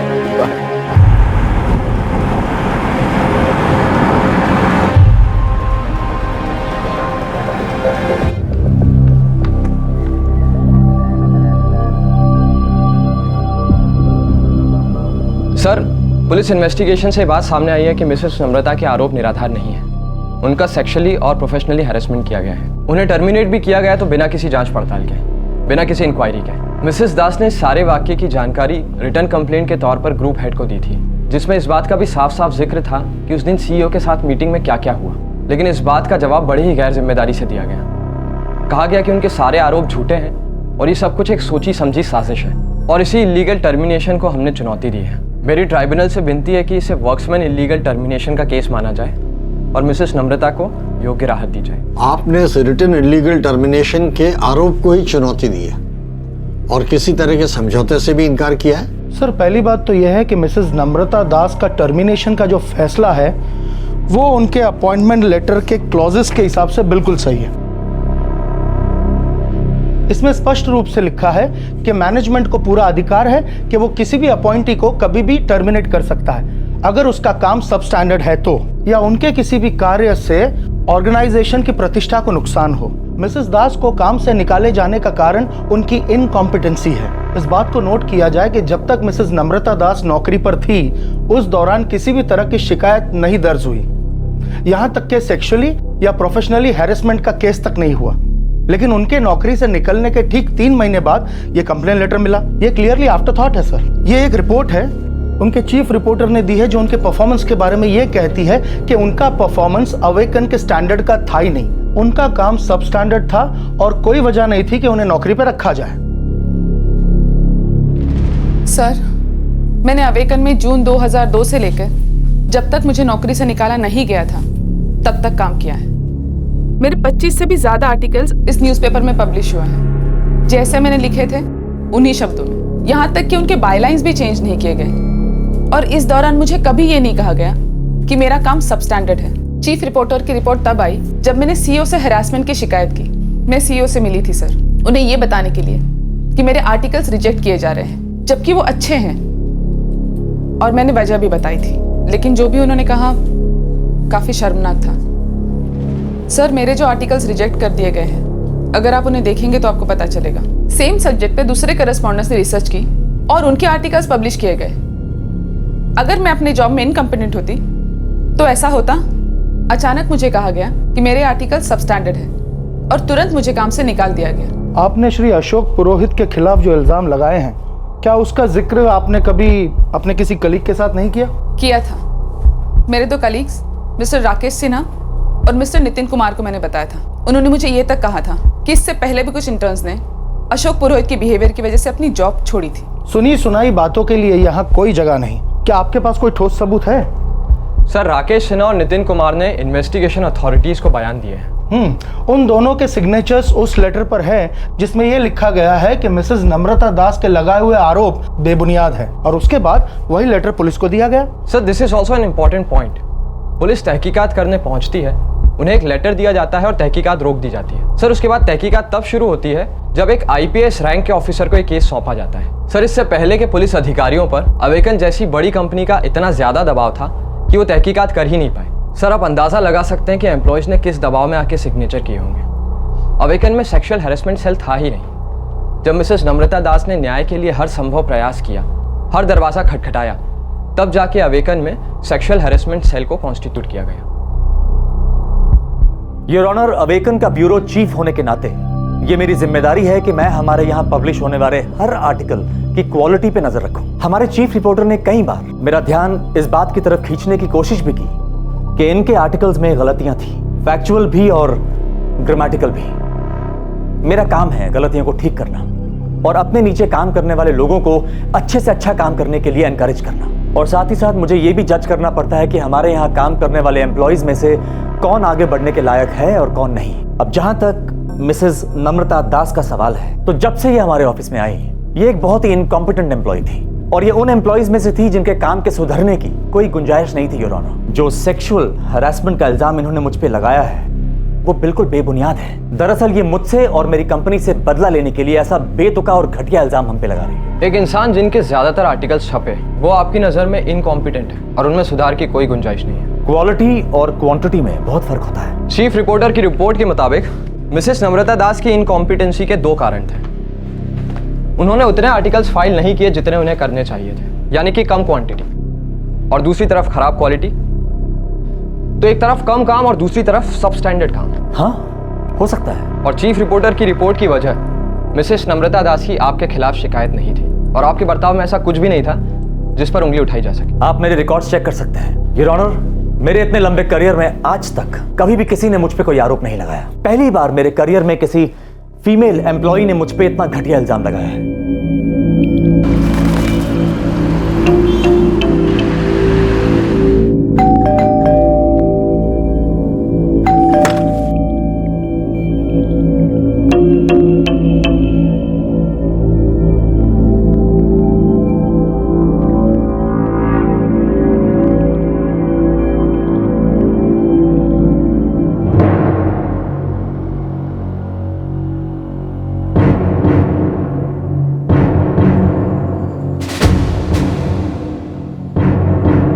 अशोक पुरोहित और अवेकन ने मानहानि का केस किया है, वो भी बेंगलुरु में। उनका हेड ऑफिस वहीं पर है, मतलब बेंगलुरु जाना पड़ेगा।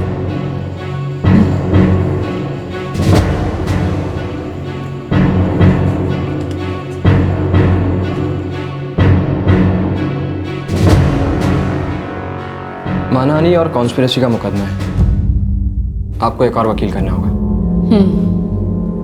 मुंबई से बैंगलोर, बैंगलोर से मुंबई, यहाँ का ट्राइब्यूनल और वहाँ का हाई कोर्ट। मुझे दोनों जगह मौजूद रहना होगा। जी, करना तो होगा, लड़ाई आपकी है।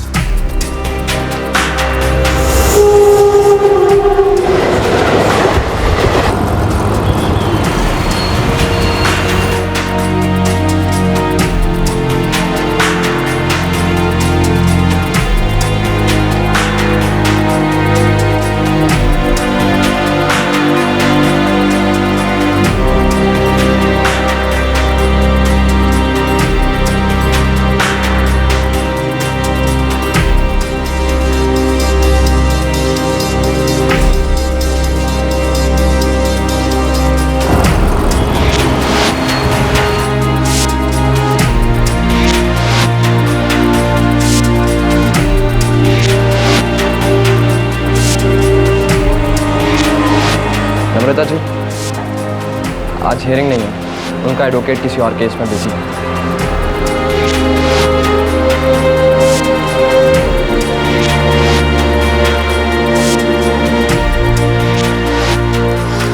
कब तक होगी सुनवाई? पता नहीं, उस जज का ट्रांसफर हो गया, अब अगले जज के अपॉइंटमेंट तक राह देते हैं। और क्या?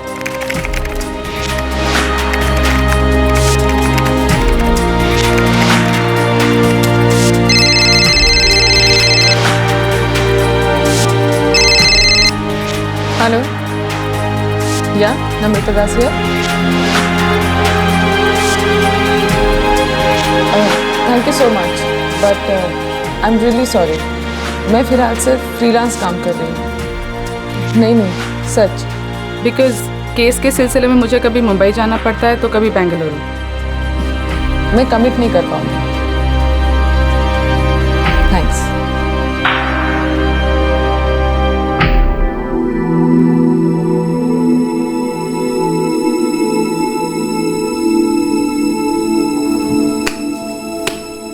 हो गया बैग पैक? मम्मा आपको पता है आज हमारे स्कूल में ऐसे कंपटीशन है। अच्छे से लिखना। ध्यान लगा के, सोच समझ के, सब्जेक्ट कौन सा मिला है वो समझ लेना, ठीक है? एक अच्छी खबर है, सुनवाई फिर से शुरू हो रही है। एक नया जज आया है। ये तो अच्छी बात है, सुनवाई दोबारा शुरू हो रही है। आगे देखते हैं। बाय।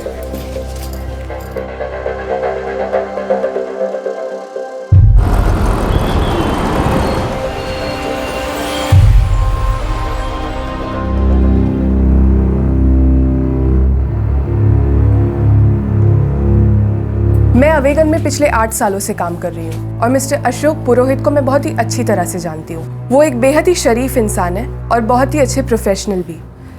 मुझे नहीं लगता नम्रता दास के आरोपों में कोई सच्चाई है। इस बात में जरा भी संदेह नहीं है कि मिसेस नम्रता दास को जॉब से निकालने की वजह उनका सबस्टैंडर्ड काम था।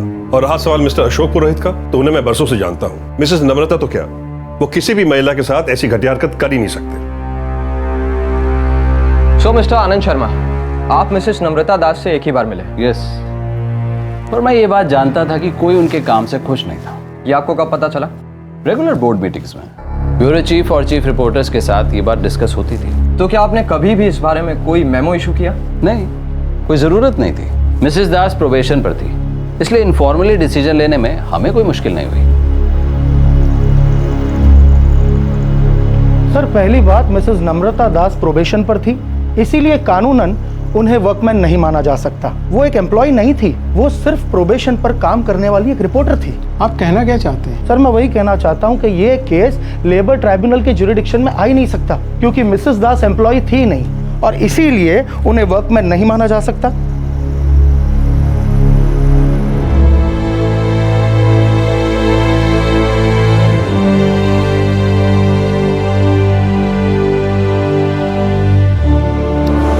टू वेट, अगले जज के अपॉइंटमेंट तक और भी इंतजार कर रहे हैं।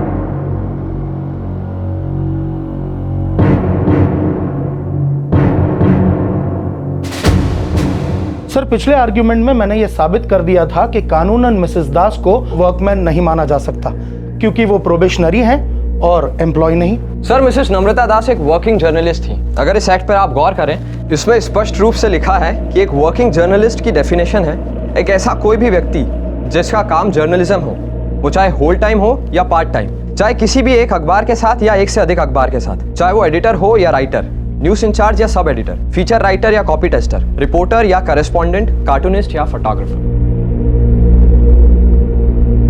मिसेज नम्रता दास वर्कमैन ही है और ये ट्राइब्यूनल उनको वर्कमैन ही मानती है। ये वर्कमैन का आर्गुमेंट तो काम नहीं आया। हाँ, जज ने भी हमारे आर्गुमेंट्स डिसमिस कर दिए। ट्राइब्यूनल के जज की रूलिंग को चैलेंज कर सकते हैं, हाई कोर्ट में पिटीशन डालते हैं।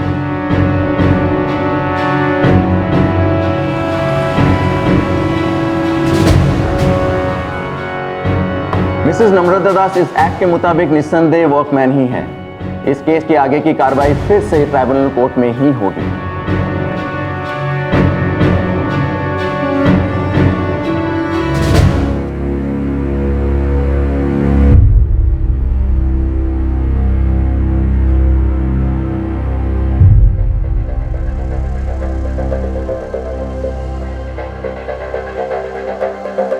फिर रहा देखो, वो जज 2 साल के एक्सटेंशन पे थे, अब नए जज के आने का वेट करो।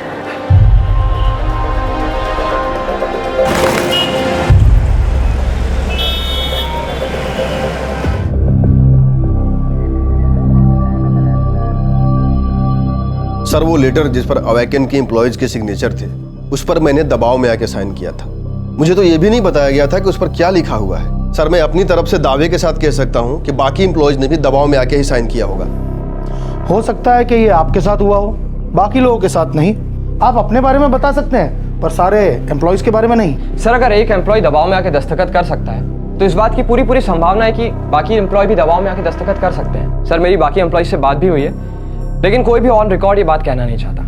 सर हम बात तो वही कर सकते हैं जो ऑन रिकॉर्ड है। सर ऑन रिकॉर्ड वो लेटर है जो ऑर्गेनाइजेशन ने इन्वेस्टिगेटर्स को भिजवाया था, जिसपे सारे एम्प्लॉयज के सिग्नेचर थे। सर उस एक लेटर की वजह से सारा का सारा इन्वेस्टिगेशन रोक दिया गया। सर ये एक तरह से तहकीकात रोकने के लिए दबाव तंत्र का इस्तेमाल करना ही है। हाँ, नम्रता दास के इनकॉम्पिटेंस के बारे में सुना था। आप सीईओ के पीए हैं? यस। कितनी बार मिले आप मिसेस नम्रता दास से? 3 बार, जब अपॉइंटमेंट हुआ था, दूसरी बार जब उन्हें सीईओ सर से अपॉइंटमेंट चाहिए था, और तीसरी बार जब उन्हें रिलीविंग लेटर दिया गया था। और मैं इस 3 मीटिंग में आपको पता चल गया कि मिसेस नम्रता दास अपने काम को लेकर कितनी इनकॉम्पिटेंट है। मैंने कहा ना कि ऑफिस में इस बारे में सुना था। सर मिसेस नम्रता दास ने जर्नलिज्म में डॉक्टरेट किया है। लगभग 12 साल का अनुभव है उन्हें अवेकन ज्वाइन करने से पहले। अवेकन में भी उनके आर्टिकल छपे और वहां से गैर कानूनी तौर पर निकाल दिए जाने के बाद भी लगभग 10 साल से वो एज अ फ्रीलांस जर्नलिस्ट काम कर रही हैं। सर ये कुछ आर्टिकल्स हैं जो मिसेस नम्रता दास ने एज अ फ्रीलांस जर्नलिस्ट लिखे हैं और जो छपे हैं। सर मिसेस नम्रता दास कोई ऐसी वैसी रिपोर्टर नहीं है जिनके बारे में ये कहा जा सके कि वो अपने काम को लेकर सक्षम नहीं है या फिर इनकॉम्पिटेंट है।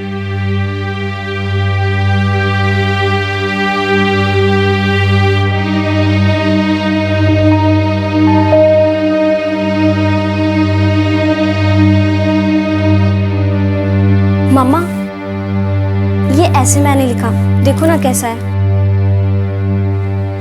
Good, very good. सच्ची में मम्मा? हाँ हाँ सच्ची मुच्ची।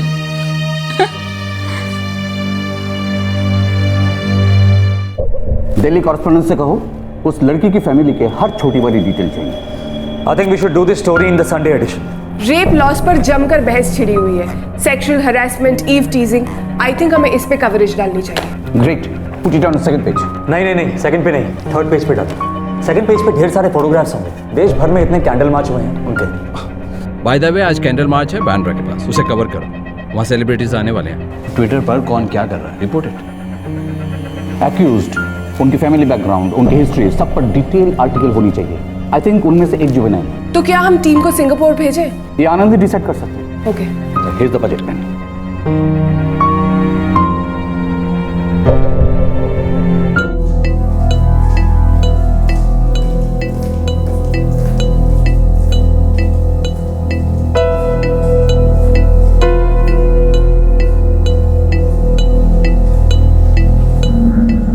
आखिर वो दिन आ ही गया। हाँ आखिर आ ही गया। रिजल्ट अगर तुम्हारे फेवर में ना आए तो टूट मत जाओ। नहीं कैसा, आई वोंट, प्रॉमिस।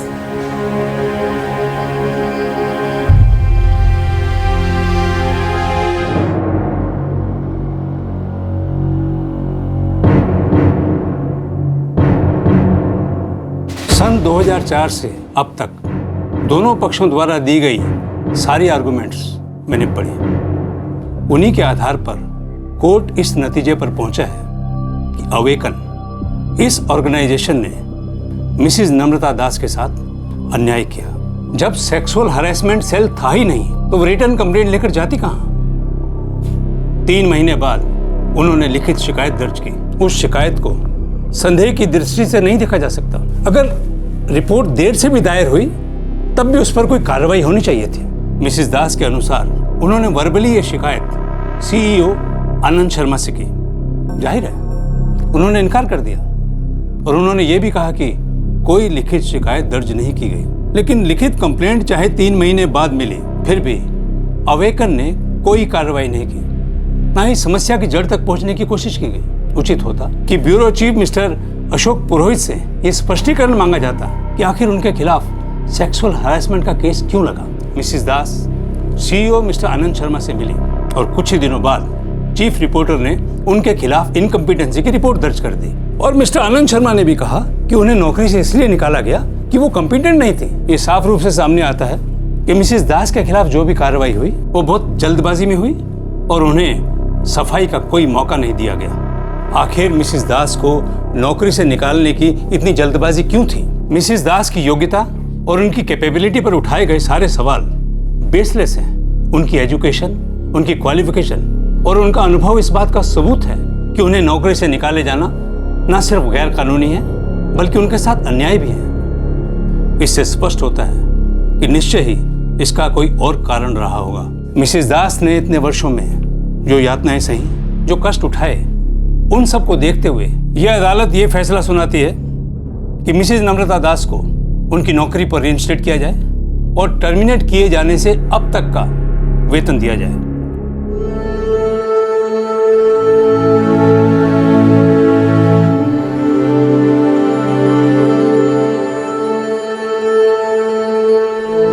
हर वक्त हर मुश्किल में मेरा साथ देने के लिए बहुत बहुत शुक्रिया। नम्रता जी, शुक्रिया तो मुझे आपका अदा करना चाहिए। आपने मुझ पर विश्वास रखा और आपके इस विश्वास ने मुझे खुद पर विश्वास करना चाहिए। बहुत थैंक यू नम्रता। लड़ाई तो तुमने लड़ी है इतने बरस, वो भी अकेले। Congratulations dear. To you too Kavita ji. आप जैसे लोग बहुत कम मिलते हैं जो ना कि सिर्फ प्रॉब्लम समझते हैं बल्कि उससे लड़ने की हिम्मत भी देते हैं। We are very proud of you Namrata. तुमने हिम्मत की और मसले को उठाया। ना सिर्फ इतना ही बल्कि न्याय मिलने तक लड़ने का हौसला रखा। आप सहारा देने के लिए हाथ नहीं बढ़ाती तो ये मुमकिन नहीं होता।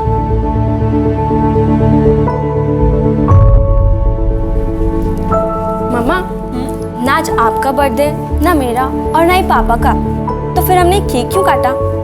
बेटा, केक सिर्फ बर्थडे के दिन थोड़ी ना काटा जाता है। जिस दिन हम खुश उस दिन सेलिब्रेशन। हाँ, ये केक हम तीनों की खुशी के लिए है। मम्मा, पर आपने एक बात नहीं बताई, आप रोज कोर्ट क्यों जाती हो? बेटा, मैं जर्नलिस्ट हूँ ना, मुझे अपने आर्टिकल्स के लिए जाना पड़ता है। जब तू बड़ी हो जाएगी ना तो मम्मा तुझे कोर्ट रूम की एक बहुत इंटरेस्टिंग कहानी सुनाएगी। हाँ। Facts are many, but the truth is one.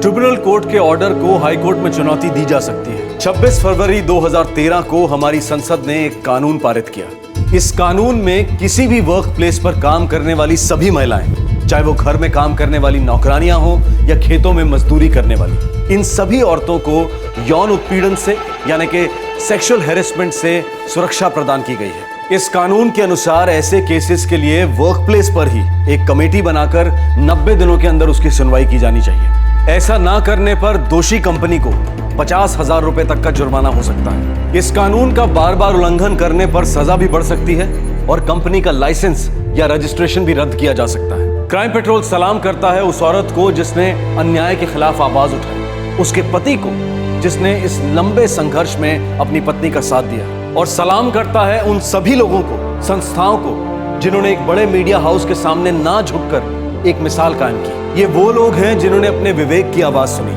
और निजी सुविधा को महत्व नहीं दिया। Conscience above convenience. शायद ताकतवर लोगों के खिलाफ खड़े होकर लड़ने की ऐसी कोशिशें बेमानी लगे क्योंकि वो आपका आसानी से दमन कर सकते हैं। उनके पास साधन, सुविधा और ताकत की कोई कमी नहीं होती और उनसे लड़ते लड़ते दबाव में आकर आम इंसान थक कर टूट सकता है। पर आज से 100 साल बाद भी डेविड और गॉलियत की कहानी दोहराई जाएगी और आने वाली पीढ़ियों को प्रेरित करती रहेगी। आपसे फिर मुलाकात होगी क्राइम पेट्रोल दस्तक में एक और नए केस के साथ। तब तक अपना ख्याल रखें, सुरक्षित रहें और याद रखें, सच का रास्ता कठिन जरूर है पर वो ही सही रास्ता है। जय। इस तरह के और भी एपिसोड देखने के लिए हमारे चैनल को सब्सक्राइब करें और बेल आइकन दबाना ना भूलें।